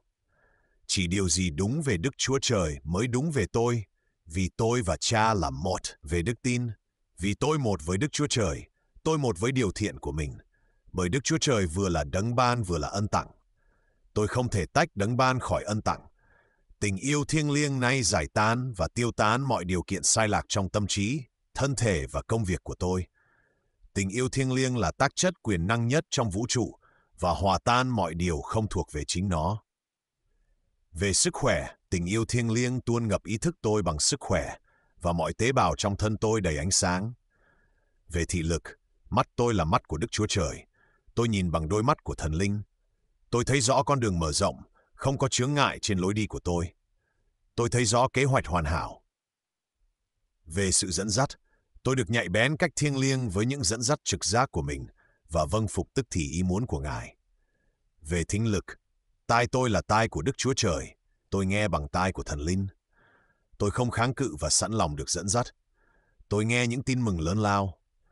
Về công việc đúng, tôi có công việc hoàn hảo. Theo cách hoàn hảo, tôi dâng phục vụ hoàn hảo để nhận trả công hoàn hảo. Về tự do khỏi mọi ràng buộc, tôi đặt gánh nặng này lên đấng Christ ở trong, và tôi được tự do. Chiến thắng trò chơi. Vậy là chúng ta đã cùng nhau đi đến cuối cuốn sách nhỏ này. Một bản hướng dẫn cho trò chơi vĩ đại của cuộc đời. Không phải là chạy đến vạch đích để nhận cúp, mà là học cách nắm rõ luật chơi, đặt trái tim vào đó và tin tưởng vào những sức mạnh vô hình đang định hình thế giới của bạn. Tôi đã kể cho bạn nghe những câu chuyện về người phụ nữ thoát nợ nhờ một cú nhảy niềm tin, về người đàn ông biến kẻ thù thành bạn bằng tình yêu, về những con người bình thường tìm thấy con đường phi thường qua trực giác và sự can đảm. Đây không phải chuyện cổ tích. Đây là những chiến thắng thực sự từ những người giống như bạn, chứng minh rằng trò chơi này có thể thắng được. Luật chơi thật đơn giản mà sâu sắc. Bạn gieo gì, qua suy nghĩ, lời nói, hành động, bạn sẽ gặt nấy, rõ như ban ngày. Hãy tưởng tượng điều tốt đẹp nói ra thật mạnh mẽ và hành động như thể nó đã thuộc về bạn, ngay cả khi mọi thứ trông mờ mịt. Tâm trí là sân chơi của bạn. Rèn luyện nó bằng trí tưởng tượng, nâng nó lên bằng niềm tin và giải phóng nó bằng tình yêu. Tiềm thức xây dựng những gì bạn nuôi dưỡng nó, ý thức chỉ thấy bóng tối, nhưng siêu thức giữ thiết kế thiêng liêng của bạn, một kế hoạch hoàn hảo không ai khác có thể thay thế. Hãy giao phó gánh nặng, từ chối ảo ảnh và để trí tuệ vô hạn dẫn lối. Cuộc sống thật kỳ lạ, phải không? Một người phụ nữ cầu xin bộ bát đĩa và nhận được cái đĩa nứt, rồi cả bộ đầy đủ đến sau đó. Một người đàn ông sợ thất bại, đổi lời nói của mình và tìm thấy thành công. Một người mẹ buông tay và con gái bà tìm được hạnh phúc. Đây không phải ngẫu nhiên, đó là luật vận hành. Bạn không cần may mắn hay bùa chú, bạn cần tin vào một sức mạnh duy nhất, Thượng Đế trong bạn. Oán giận chặn đứng phước lành, sợ hãi dựng lên xiềng xích, nhưng tình yêu và tha thứ giải thoát bạn. Tôi đã chơi trò này, vấp ngã, học hỏi và thắng nhiều lần hơn tôi đếm được. Có lần tôi lo lắng vì một cuộc gọi không đến, chỉ để thấy nó xuất hiện khi tôi buông bỏ. Lần khác, tôi ban phước cho một mớ hỗn độn và thấy nó hóa thành vàng. Bí quyết là tiếp tục chơi, ngay cả khi bàn cờ lung lay. Bóng tối thường đến trước bình minh, nhưng ánh sáng luôn rạng rỡ nếu bạn kiên định. Bạn không sinh ra để khổ sở, bạn ở đây để sáng tạo, để thể hiện, để thịnh vượng. Công việc dành riêng cho bạn, tình yêu bạn xứng đáng, bình an bạn khao khát, tất cả đang chờ trong tâm trí thiêng liêng, sẵn sàng hiện ra khi bạn hòa nhịp với nó. Đừng ép buộc các mảnh ghép, hãy để chúng tự rơi vào chỗ. Nói lên sự thật của bạn, nhảy theo điệu nhạc của bạn, và xem phép màu chất chồng. Chúa Jesus đã nói, hãy tìm kiếm vương quốc bên trong trước, mọi thứ khác sẽ theo sau.